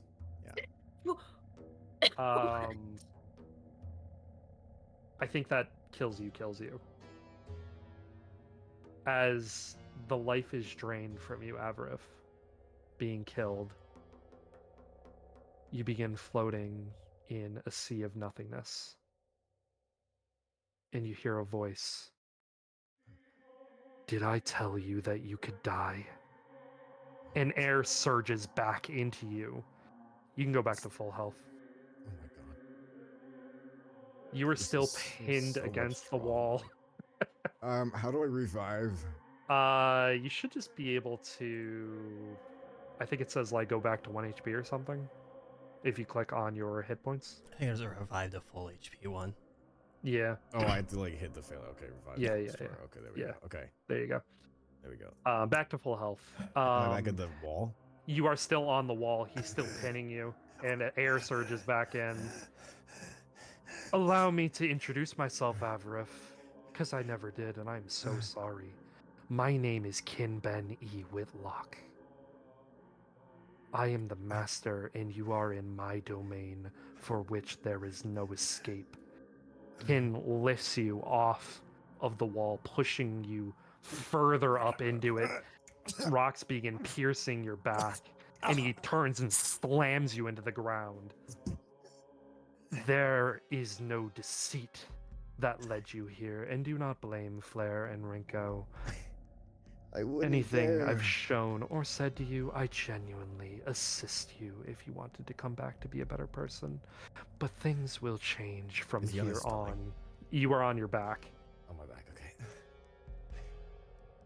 I wanna Do be you want honest with to you. be better? Yeah, but Good.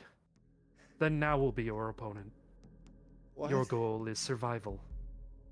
Should you best him in a one-on-one fight, I will allow you one request. But first, and his hand begins heating up around your neck, let us remove these constraints, shall we? What? And you begin to feel as this sense of lightness begin fawning over your body. This almost sense of freedom. The light of my power has cleansed your cursed soul. And so we can move forward with your trial. What curse? Flair, you have been able to hear the master this entire time. Mhm. However, the sound stops from him to you as well now. So, Avarith, you are only hearing this now. Okay. Now has been trouble lately, and I'm planning to eliminate Leo from getting in my way.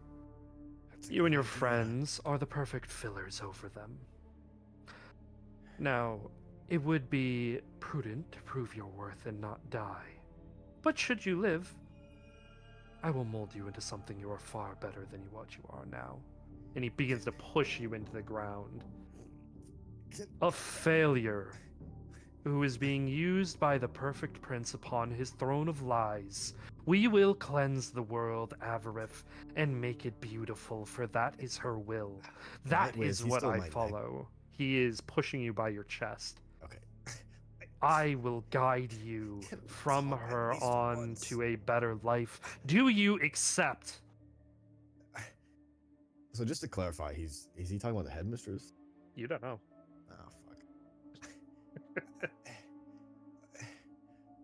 Are you a fair man? A fair man. Yes. I am nothing if not kind to those that respect my authority.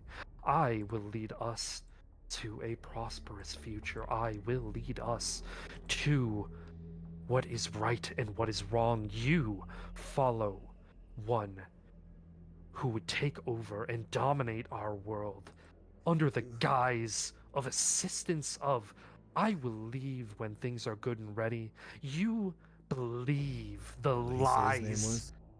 Kinben E. Whitlock. Kinben. He says, you believe the lies that snake Istis spews. You Kinben. won't leave. After you seal the veil per her request, she will dominate all of us. He's gonna look up with his neck with all the strength he can. There's much I would wish to tell you, and I don't believe I'll get the chance. But there's much more you don't know already. I know much more than you think. No, you don't know what goes The in my head. headmistress is planning to merge with the veil. Istis wishes to control all of us inside.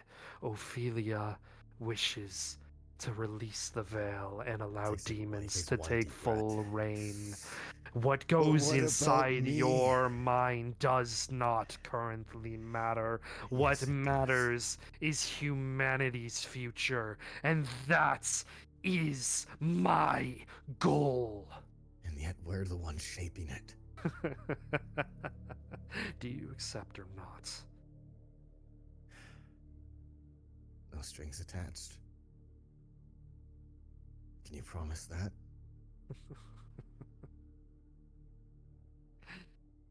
If that is your wish. Then he's gonna put up his arm.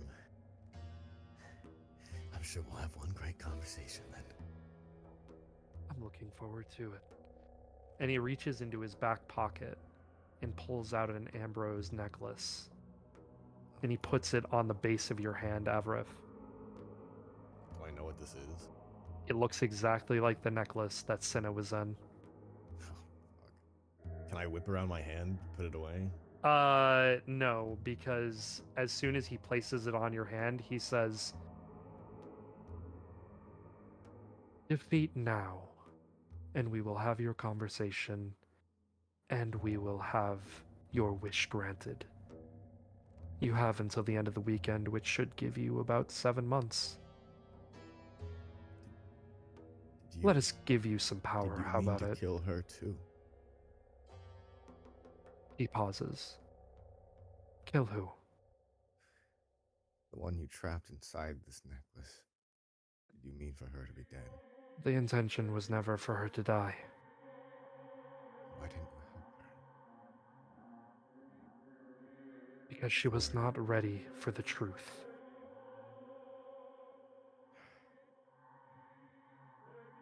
And yet you blame me, just like everyone else.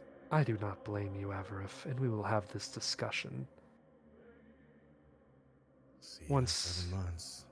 Ah, before you go, a parting gift from me to you. And as his hand is on your chest, you begin to feel a pumping of energy within you. You can go ahead and increase your level to 10. Wow. And you get sucked inside the necklace. Yippee! Flair. Yeah. Avarif is gone.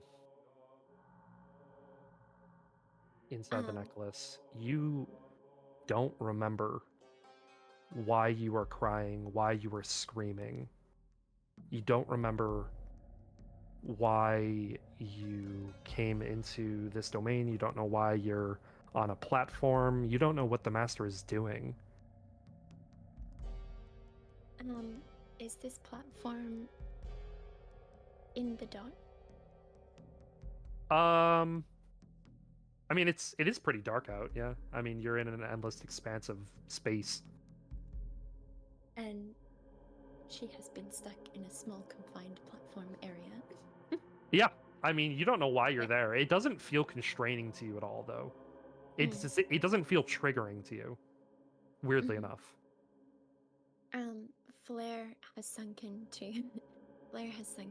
her knees. Yeah. And she can still feel the dampness of the tears on her cheek. Her face is warm. She feels like she's just exerted herself a lot. And Rinko and she is... kind of dabs it. Yeah, Rinko kind of like jumps on your back, like hugging you, and says, "Flair, are you okay? Is it the darkness? Master," and she's like yelling, and the master snaps his fingers as you're back in the library. And he's putting a necklace on currently. You don't know, you don't see the Ambrose part of it. It's already under his shirt. But you see that he's putting on a necklace. And he's... outside of this room or in... You are in the library still, like in his personal domain library. Oh, okay. And he walks over to you and he says, "Flair, I'm sorry, that must have been too much for you to handle." I'm not sure. I She's know. kind of looking at her hand with the fresh tears. Yeah, Rinko kind of is still clutching onto your back, Flair, and she says, I'm sorry, Master. I know we came here unannounced, and you know we know you're so busy, and we're sorry for interrupting whatever we interrupted." Yeah. What? The Master reaches down and he cups your face, Flair. "I am so sorry, Flair. It is never my intention to prey upon your weaknesses. What happened? You were in a vastless expanse of darkness. I'm so sorry." Why? Did I do something wrong? "You did nothing wrong. This is my mistake. I am completely at fault. I was in the middle of a training exercise, and you and Rinko have come in an inopportune time. I should have been more aware of your coming and going. This is Oh. my mistake. She starts wiping the tears from her face. She's like, I'm sorry, I must have. No, and he hugs you. It is. Everything will be all right. All of your wishes, all of your dreams are granted. My wishes? Yes. Thank you, sir. I mean, there's some wishes I think that cannot be fulfilled, but I understand that Yes. you try your hardest regardless, and Just know that everything that I do it for all of you. I need to make sure that what is done for the right reasons. I know, Master. Thank you. I'm Of course. sorry for the intrusion. I must No. have got a little worked up. You are Sorry never if I- intruding. I know I requested you both today. And it was my mistake for not telling you a time. Yes. Sorry if you saw me get a little, worked up. Never apologize. Never feel like you need to. I am always here to make sure that you are okay. I know. How about we take the afternoon off from any exercises? It is almost time for that play. Why don't you go with Rinko? Enjoy yourself. Oh. Yeah. Would she remember that someone gave her a ticket to the Yes. Yeah. play? Okay. Yeah, actually someone, invited me to go with them, I think, or their friends, I suppose. Fantastic. Hopefully Rinko will get to be invited too. Thank you, sir, for your time. Yes. I need to have a discussion with Rinko before she leaves, but go on ahead, Flair. Actually, perhaps it is better that you both remain for the moment. Oh, Rinko, of course, sir. you don't remember. And Flair, the discussion is probably hazy, full of holes. Yeah. Now is gone. Now, he is. The name now, and you say that, and then it's gone from your mind as soon as you say that. Who's now? Wait, who's now? Who? Who? Sir? Right. And he produces a note from his pocket, and it's from your mother. The letter. The letter.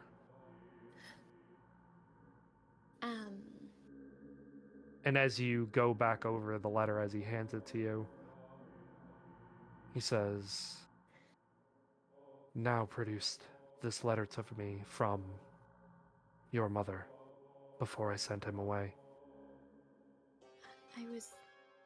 Oh. That is Rinko's elder brother. You do not remember him because he is on a mission. I see, sir. But do not worry. You will not be getting married to this man, Flair. I won't be? No. She kind of looks up at the master, and her eyes her eyes go wide, and she's like, oh, is there someone else that I'm arranged to be married to? No. It's a little hazy. Yes, I'm sure it is. But just rest assured that now likely will not return. It will be a loss, but it will be for the better. I feel terrible that I can't seem to remember this person, but Master, I'm sorry for this loss. And she turns to Rinko and holds her hand, and she goes, Brother, are you okay? Rinko kind of shrugs her shoulders and says, I don't know him, so I don't know how I feel yet. Yeah, maybe. I'm feeling Was- drained, though. Yeah, Do you me think too. that maybe I could just... I don't think I'm gonna go to any play. I just feel like maybe just going to sleep for the rest of the day. Not gonna lie. Yeah, I kind of do feel the same. Maybe that should be on the cards for us, I suppose. Was this person a bad person, Master? Was he not particularly favorable? Was he doing bad things? Kin reaches out and he lifts up Rinko's chin, and you see faint bruise on the side of Rinko's face as he wipes off her makeup. Oh yeah, shit, she won't remember that. And Rinko kind of winces as he touches her face. He had a penchant for striking you, Rinko. Oh. Then Unacceptable behavior. this was probably for the best. Thank you for looking out for us, Master. Of As course. always. We will always look out for you. Always. Now be off. Flair smiles and takes Rinko's hand and starts to lead her out to the office. Oh, she bows first. Okay. However, she does bow first. Okay. And you can go ahead and leave. Are you just going back to your room? Yeah, Flair Okay. for some reason feels like she's had a very big day. Yeah, I'd imagine so. All right, that's where we're gonna take a break. I know we're a little late, a little behind on the break, but scene was pretty God short. damn. What the fuck? Cool. All right, we're back. We're back, baby. Ah! Hello. Whoa, Ah! whoa, scream into the void. All right. Hello, gamers.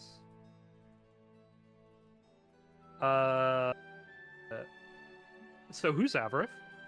I don't know who Avarith is. Huh? There's no Are we Avarith here. talking about a made-up person? I don't fucking know. What are you on about, buddy? Anyway, Cyrus, hello. Bro, yapping about. You have just given the performance of your life.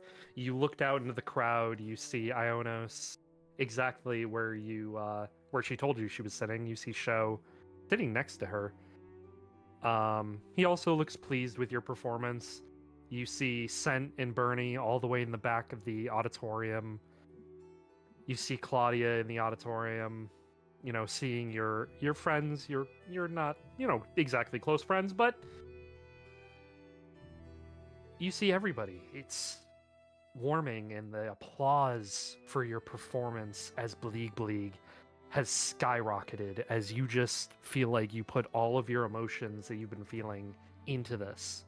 As, you know, flowers are being tossed onto the stage, as all of you in the performance take your bows, and you make your way off the stage as the closing music numbers are playing. As Cyrus kind of walks off stage with everybody, like a single tear will kind of just stream down his face a little bit. Like his after having all of his emotions poured into the performance, like his own start to catch up to him. Yeah. Like you said, he poured his whole being into this trauma and all. Since, as a reminder, it's only been a day since Cinna died. Sure. Yep. Which is weird because it's been weeks for us as players. Oh my god. And so, you know, he lets like his emotions start to catch up to him, and you know, he just kind of wipes it away and walks back to his dressing room to kind of decompress post performance. Yeah. And there are, as you're kind of decompressing, there are you know, notes being slid under your door, letters of, you know, congratulations, appreciation, fan letters, just different things. you're hearing knocks on your door of, Cyrus, there are flowers here for you. Cyrus, there are flowers. Cyrus, flowers.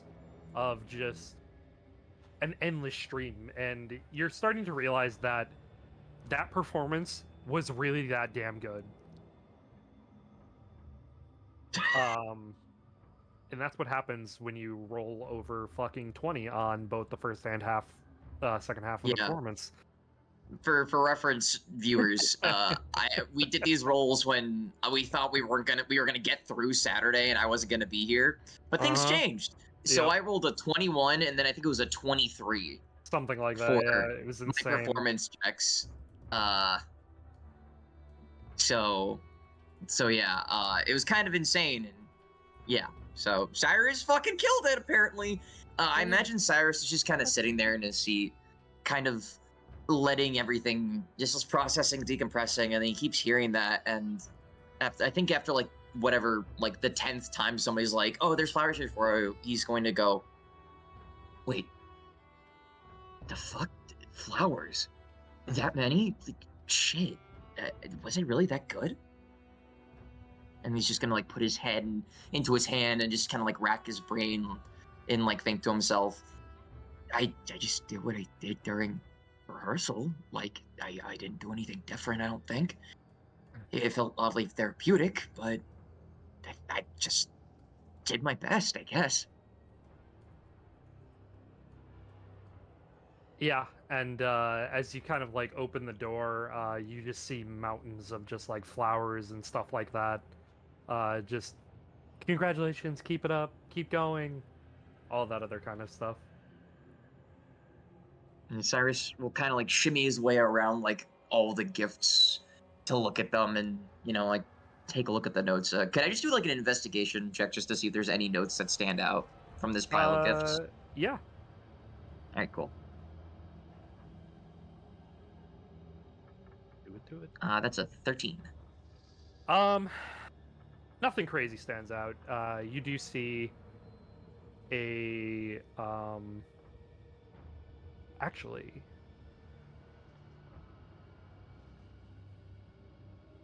no, one thing does stand out. You just passed the check. Never mind. Oh shit! You see in the group there is a single black rose with a small letter attached to it. That one will obviously ping Cyrus's eye, and then he'll go and he'll pick up the note and we'll read it, since, you know, compared to presumably everything else, it is it's different.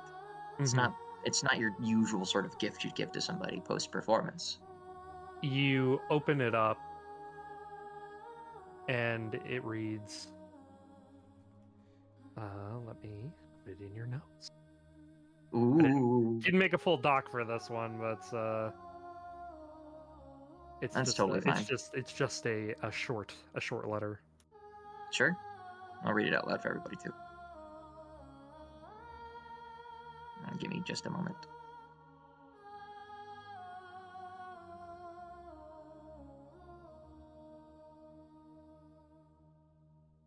Sorry, a friend who is also dog sitting came home. The Cyrus will pick up the note and he'll read it, and it says, "Your mother and I are proud. Meet us at the blue table." And then, after Cyrus kind of realizes that, you know, what this means, he'll take the rose and kind of just put it into his jacket, you know, kind of trying to display that as proudly as he can. And he'll search to find one of the, you know, the tech members for the performance and ask somebody to redirect the flowers to like his room, right? So Yeah, where they're not just there. And then your he'll single room. You have a room all by yourself, so you have plenty of room. it's true, yeah.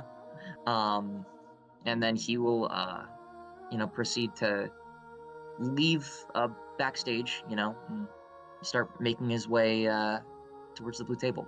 Okay. And so you do. Sen, Hello. the performance has ended. you and Bernie kind of sat towards the back of the theater. The storm outside is still raging on. And she kind of shudders a little bit at the most recent strike of lightning. And she looks over at you and lightly smiles. That was some performance, huh?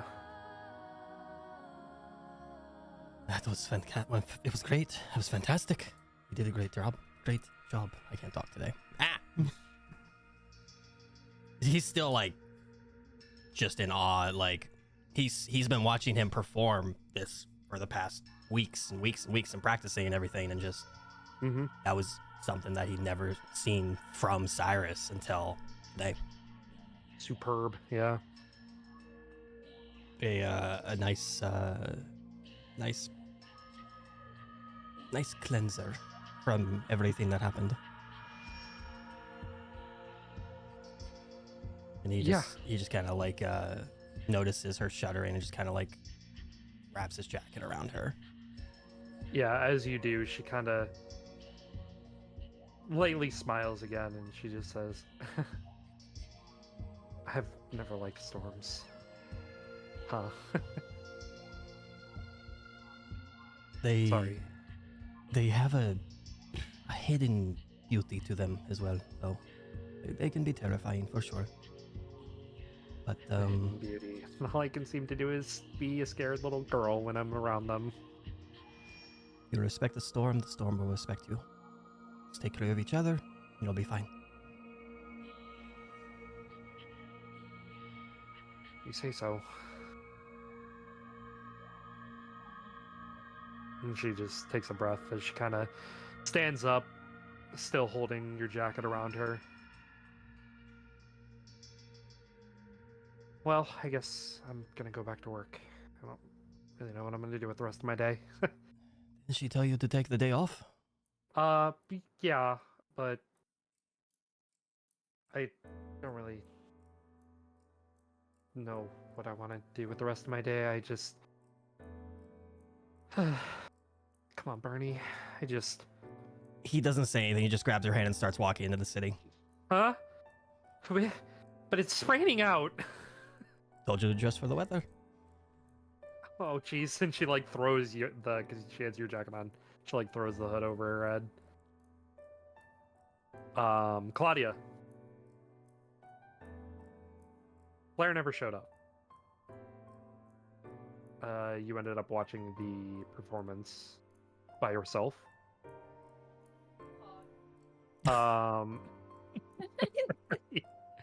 Insistent. What are you doing? The performance is now over. Did I have any other meetings today? No, your meetings are off for the afternoon. You think that you have a nice free Saturday afternoon. This is odd. Mm-hmm. 3 years, this has never happened.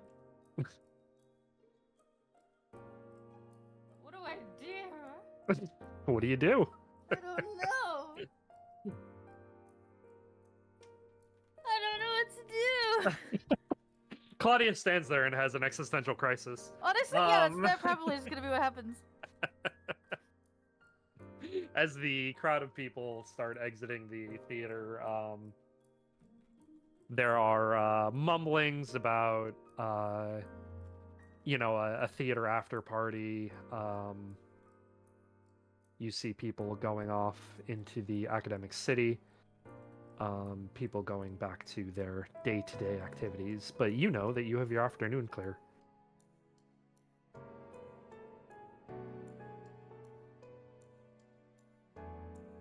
Fuck!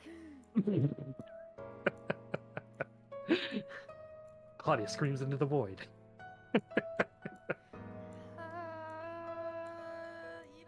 could walk around the academy. Okay.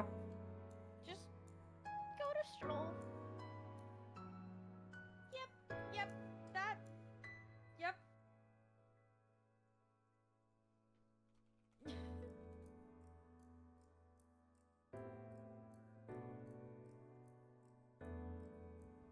All right, so you're gonna go ahead and walk around the academy.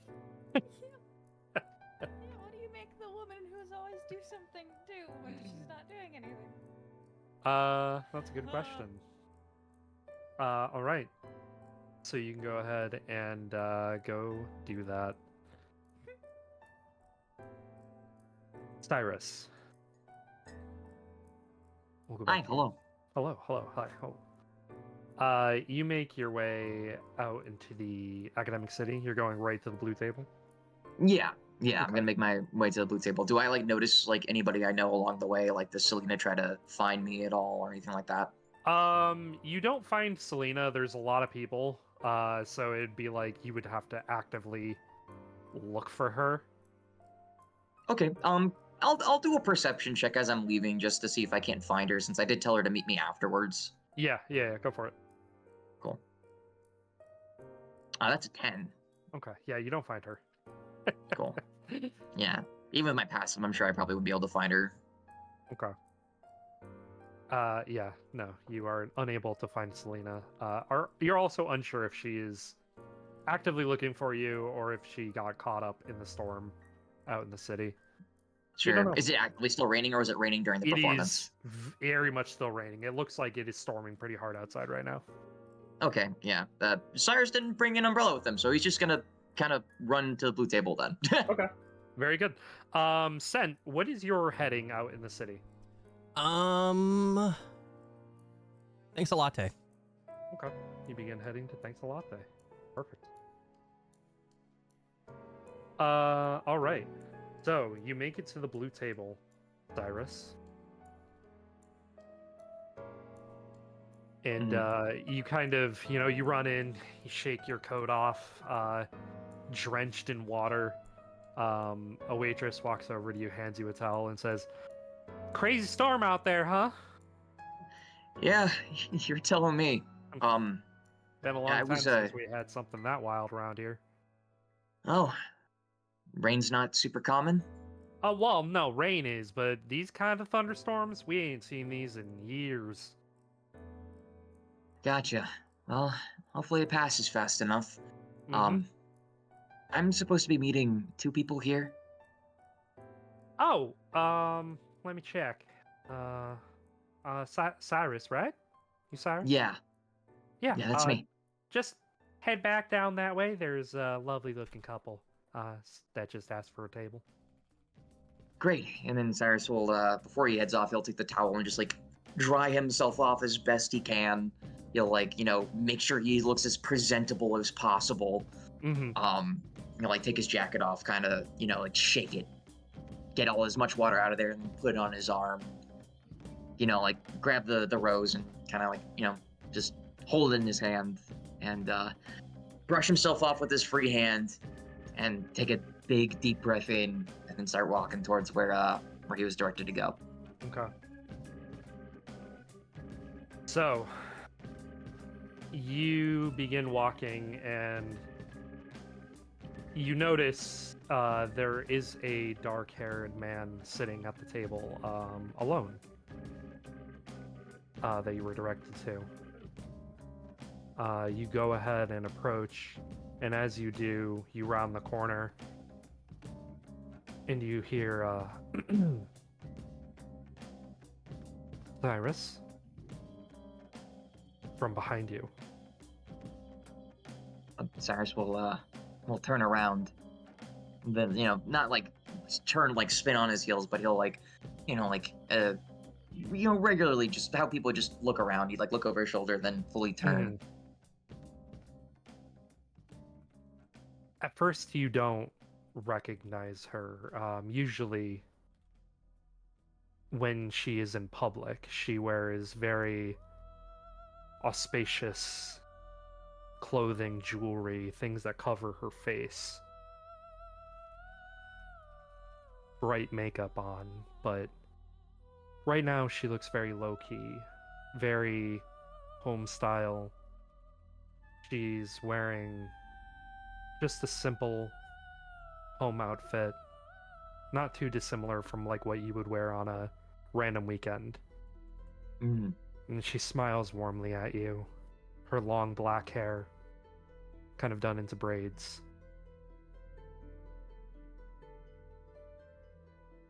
I recognize you from anywhere. You recognize your Sorry. mother. Cyrus will just kind of like, like kind of chew on his lips a little bit, like, draw them into his mouth and just kind of shake his head and he'll mutter, "Yeah, I do. Hi." She opens her arms like she is expecting a hug. Cyrus will basically drop his jacket and he'll go in for a huge bear hug. Mm-hmm. And you Just can kind of bury himself in wherever his head lands into her. Yeah. And she just squeezes you tightly. My sweet boy. It has been so long. How are you? Let me get a look at you. And she like grabs your face and looks at you and is just inspecting like every inch of your face. You haven't been getting into trouble? How are your classes? At this point, Cyrus's eyes are starting to look a little puffy, a little red, like tears are welling up a little bit, but he's doing his best to just keep face. And he'll say, trying not to get into trouble. I think classes are okay. A little bit of a rough start, but I'm okay, I think.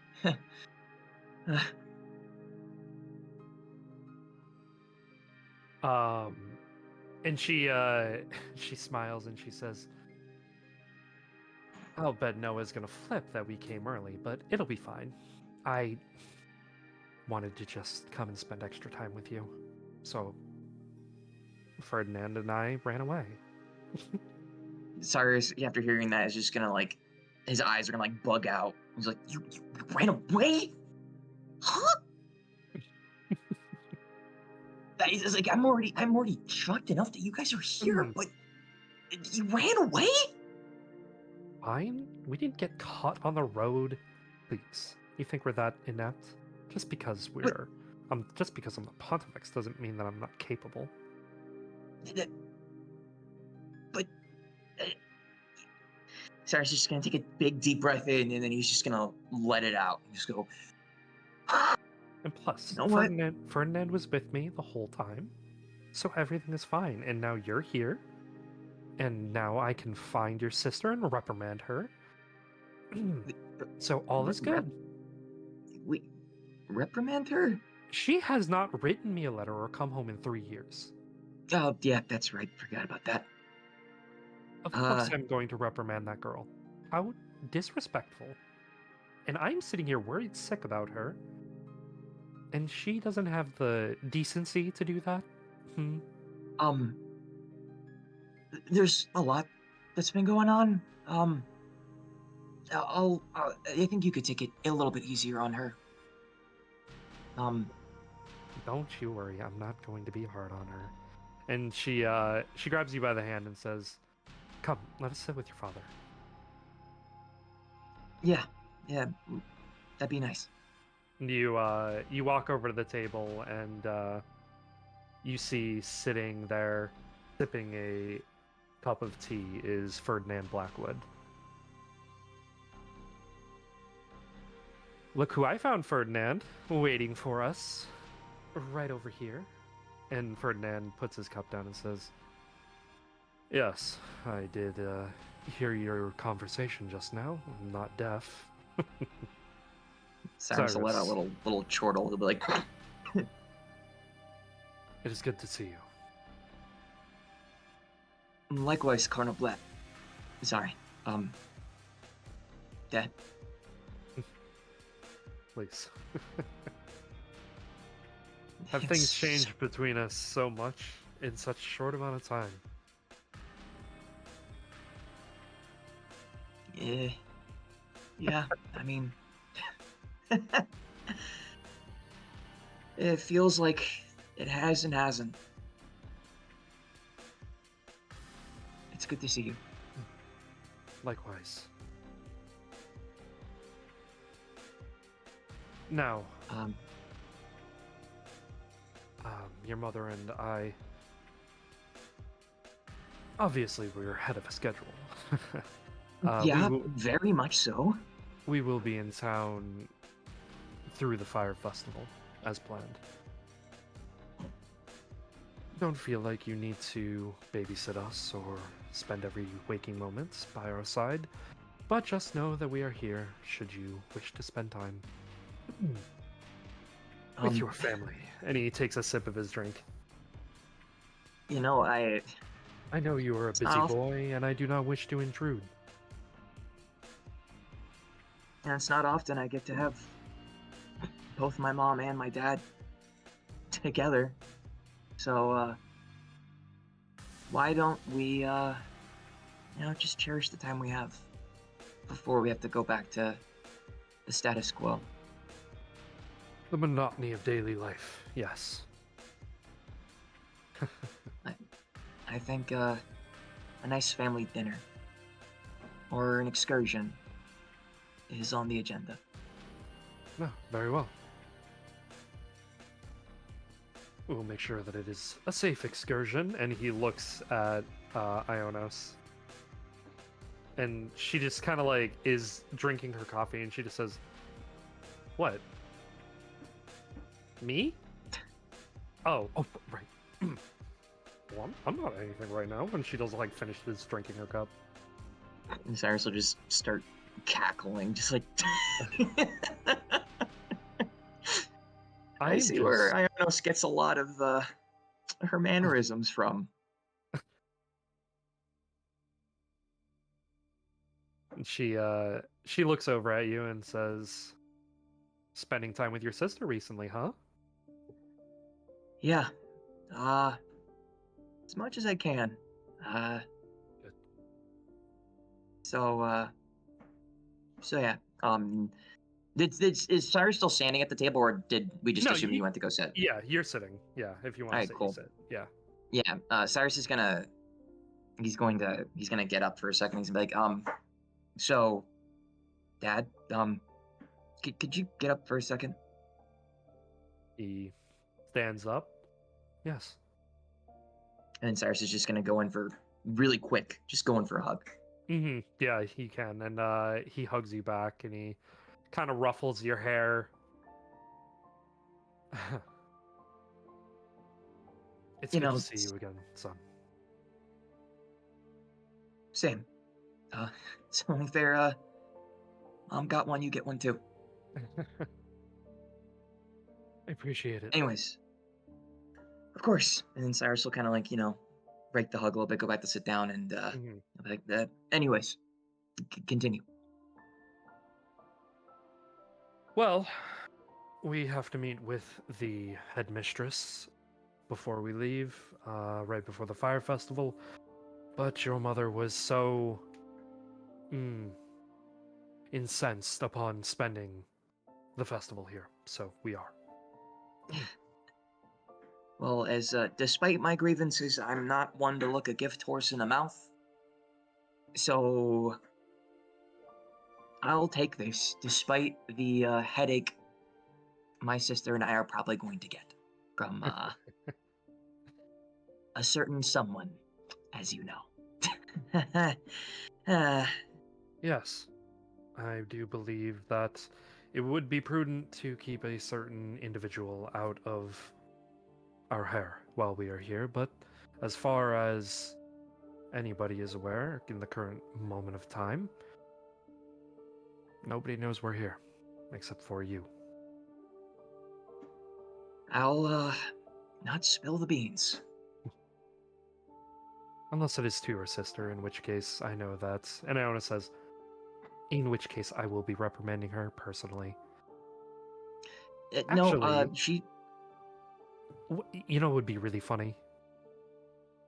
I don't know. What? I don't know what she's up to right now, but, she is the vice president of the student council, which means she has her own office. Show me to it. About that, you know, I can. I Mhm. just can't guarantee she's there right now because, Why wouldn't she be there? She is a workaholic, just like I am, and it took every fiber of my being to walk away from work. But obviously, I did it because you're here and she's here. because she's on a date. They both stop and they look at you. And Cyrus is just kind of like has his hands in between his thighs, and he's just sort of just like shoulders scrunched up, like, yeah. He watches She's- Ionis's eye just twitches a little bit. A date. Like a date, like with a boy date, like on a date, like a romantic date. I don't know the full details, just that she's on a date with somebody of high standing, and they mentioned getting dinner after the play, so she's probably not at her office and won't be there for a while. Getting dinner. Now, just I was shocked too. Who is this boy that she is with? Cyrus, You give can't me a name. you can't get mad, and you can't do Cyrus? anything too crazy. Listen, I Tell know. me the name. Student Council President Showaska. Cyrus closed his eyes and just like kind of like was wincing, preparing for something to like happen, and then he'll like slowly open up one of his eyes, looking towards Ionos. She looks like she has just taken that information in, and she closes her eyes, takes a breath. The Prince of Osca. Now, this is news to me too. I literally just learned this morning about this, and you know, I have some grievances too. Don't get me wrong. But I don't know how long that's been a thing. And I think that she wants you to meet him. And at that point, Cyrus is just gonna kind of like slump in his seat a little bit because he just feels like, oh shit, I'm spilling all the beans, and I feel like if I don't, I'm going to die. You say that, and she stops talking, and she just turns, and it's like a robotic head spin looking at you. That insolent brat.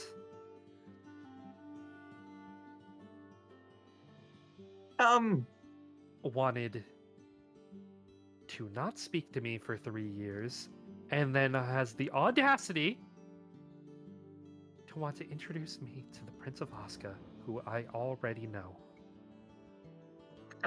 Well, now, please, I trust that since you're here, you know, early and on the down low, that you won't be very high profile, but also, don't say anything about this, please, because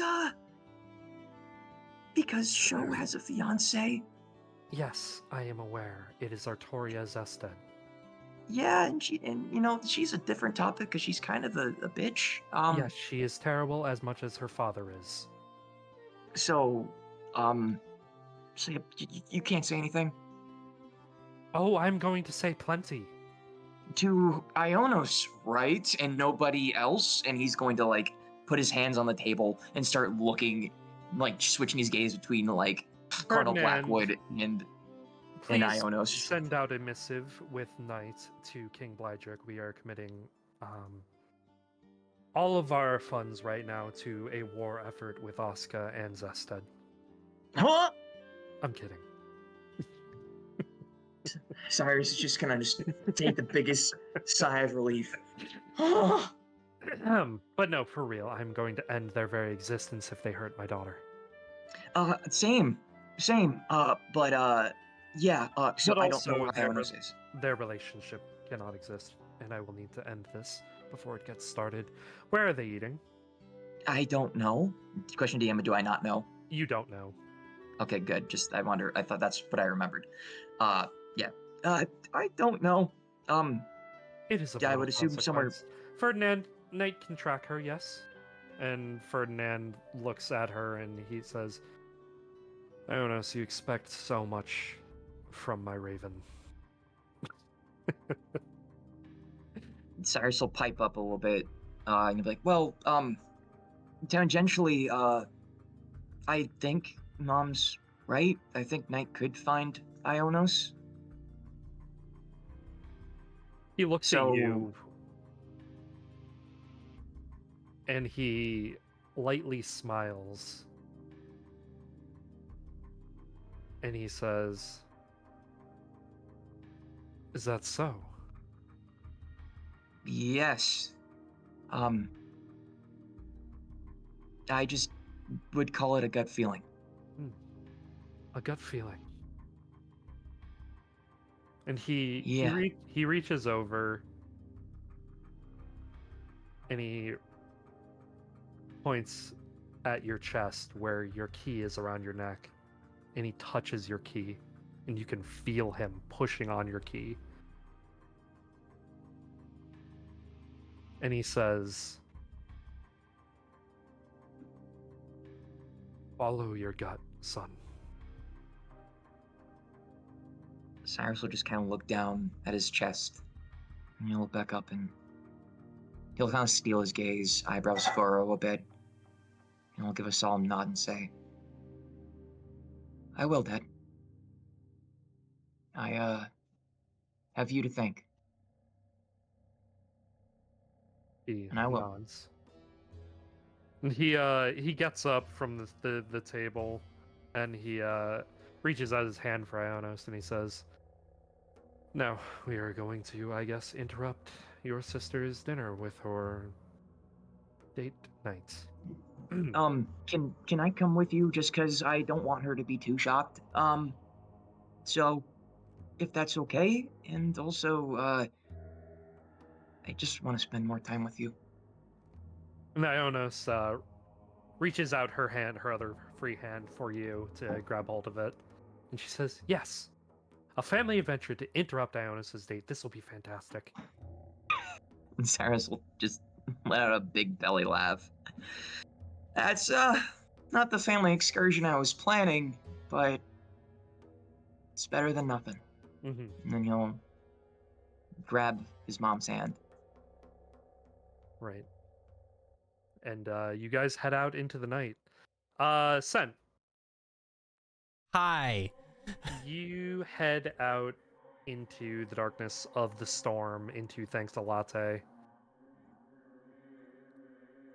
You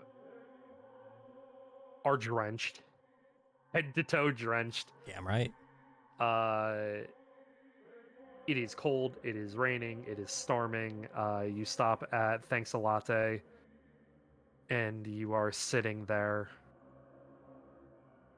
And you order your drinks. Bernie takes off your coat. She is more dry because was inside your jacket, which is mega thick. You know. Yeah. Protects you from all sorts of elemental nuisances. And you get to Thanks a Latte. Yeah. You get your drinks. You get your stuff. What are you doing? We're gonna be at the like window seats, kind of just people watching, to Okay. kind of Easy find like point out just funny or silly stuff that happens of people walking by in the aftermath of the play that just happened, and just kind of just like try and have like a lighthearted day Mm-hmm. as best they can. I finding whatever they want to talk about. No idea. Just small talk essentially. Okay. Yeah, as you're sort of drinking your lattes and, you know, having this bit of small talk with each other, she like shakes every single time there's a flash of lightning. And you hear people around you and they're like, man, this storm is really bad. Where did it come from? And, you know, somebody else, you know, one of the waitresses is talking to a customer and they say, I've never seen a storm like this before. Did anybody hear how long it's going to last? And, you know, somebody replies, No, I didn't even know that it was supposed to rain today. Thought we were supposed to have sunny weather all weekend. Oh shit. Question to DM, by the way. Yes. How reflective is the glass? Like, can he see himself in the glass? Yeah, I would say yes. It's like dark enough outside and the lights on the inside, reflect pretty well, so you can see yourself for sure. He'll probably catch his own eyes and notice the change for the first time. Yeah, you'll see the glow in your own eyes. That's no. Fuck. And he just kind of brush it off for a second, just kind of move on to everything that was happening. But like, In the moment that you kind of recognize your own eyes, the light sort of shining, you sort of like get a recollection of memory echoing throughout of Istis telling you there is a bleed through. You need to resolve some palaces or things will get worse. okay, he's gonna he'll look at Bernie for just a moment, kind of just remember things and be like, next time, like not today, but soon. Just to himself, very quietly. Mm-hmm. And just kind of try to just bring the smile back to his face and kind of just try to continue with this little date and just kind of try to enjoy it as much as he can. Also just kind of actively looking for any familiar people, any friends that kind of passing by at any point. Mm-hmm. As Yeah. you're sort of sitting there in there, because you're sitting with like a window seat. Yeah. You do see Cyrus outside walking by with two people. Do I recognize them at all? You don't. Okay. But you do see Cyrus walk by. He looks pretty like familiar and comfortable with them. He seems happy. He's just gonna kind of nod his head, just like a soft kind of just okay. Just kind of let him do his thing. Just not think about it. And you feel a drip on your head of water. Like a leak. He's gonna kind of look up. Another drip. And suddenly, Thanks a Latte is inundated with leaks everywhere as the storm begins to pick up harder outside. And the waitresses are like, "Oh my gosh, we're so sorry, everybody. This doesn't usually happen. This isn't usually a thing. Sorry, drinks around the house. Probably best if you guys all start to get going, though." He's gonna put the jacket back on Bernie Yeah. and just kind of just like chug down his drink, have Bernie do the same, and make their way out. Yeah, you make your way out into the storm. Cyrus, you do see Scent and Bernie exit out of Thanks a Latte. Mm-hmm. I'll kind of look. Cyrus will notice them, and then he'll kind of try and just call out very briefly, just to wave in his direction. So he'll call out for Scent and be like, "Scent!" and just kind of wave. Yeah, yeah. You probably see him walking out with Bernie, just arm around her, kind of helping shield her from the rain, and just As Yeah. you wave and call out for Scent, you see the white flash go across the sky. 1, 2, bang! Sound of thunder. In the next second, another flash. Boom! You see a building in the area light on fire as it's struck by lightning. Scent is gonna pick up Bernie and start running to the academy. You begin running as Ferdinand blocks Ionos from any possible debris or anything and just says, "Cyrus, take your mother and find cover. I'm going to get Ionos and bring her in show to safety. Yeah, he's just gonna like run by them and be like, "The academy, safest place. Let's go." Mm-hmm. Cyrus will turn to Colonel Blackwood and ask him, "Are you?" And just like look him dead in the eyes and be like, "Are you sure? Like I will be fine." And you see the flicker of arcane energy in his eyes. The Scent noticed that? You just ran by? Okay. Cyrus will just he'll like drop his jaw will drop a little bit, just not like a full like mouth drop or jaw drop, but he'll just kind of shake his head and he'll look him in the eyes furrowed, and just nod, and he'll turn to Ionos Senior, I guess. The third, yes, Ionos the third. And he'll grab her hands and say, "My friend's right. The academy's the safest place." Mm-hmm. You begin running, and you four can make it there. Soon after, Show, Ionos the Fourth, and Cardinal Blackwood, arrive. Very, very soon after you. Almost like he moved at inhuman speeds to find them. Cyrus will kind of just let out like a pant, presumably after being tired running through all the rain, and just kind of be like, "That was fast." Look to Ionos and Sean and be like, "Surprise! Glad you're safe." She looks at Cardinal Blackwood. She looks at Ionos the Third. She looks at you. She looks at Sho. And before she has a chance to say anything, there's another flash of white strikes across the sky. Bang! As the wind gets harder, blowing harder. The rain is coming down harder. And you can feel Bernie in your arms, Scent, shaking profusely. Yeah, I'll like tighten his grip on her. Almost cradling her now.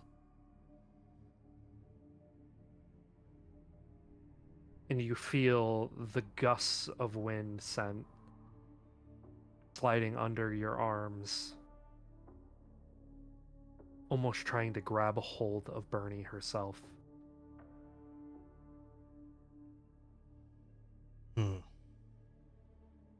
Yeah, he'll kind of crouch down and kind of try to shield her from the wind.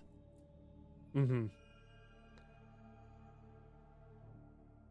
Now the lightning and the thunder are getting more and more intense as time goes.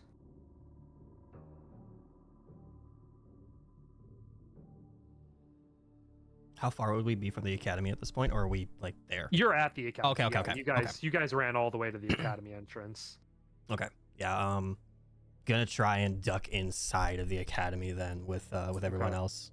Kind of escort them probably to like the most central, like sheltered part that he can think of. Yeah, for sure. You definitely can.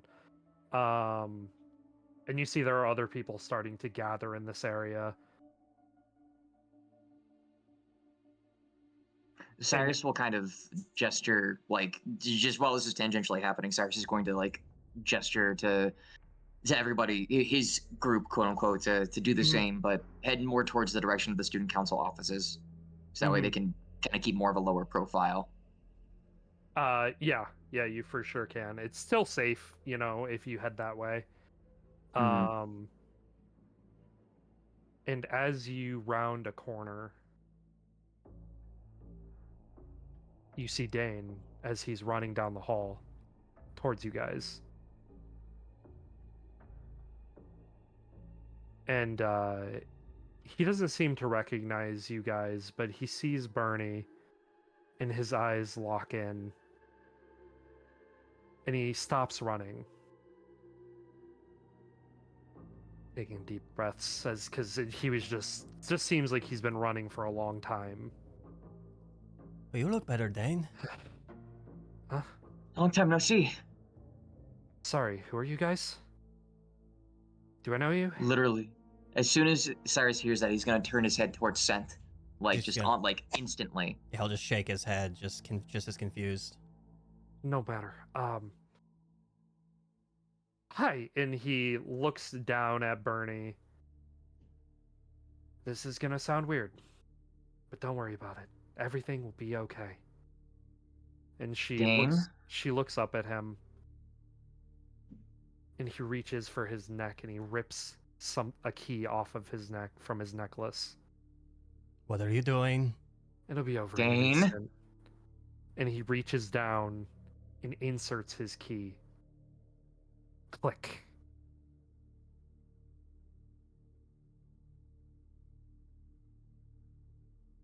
Time freezes. A dark hour begins.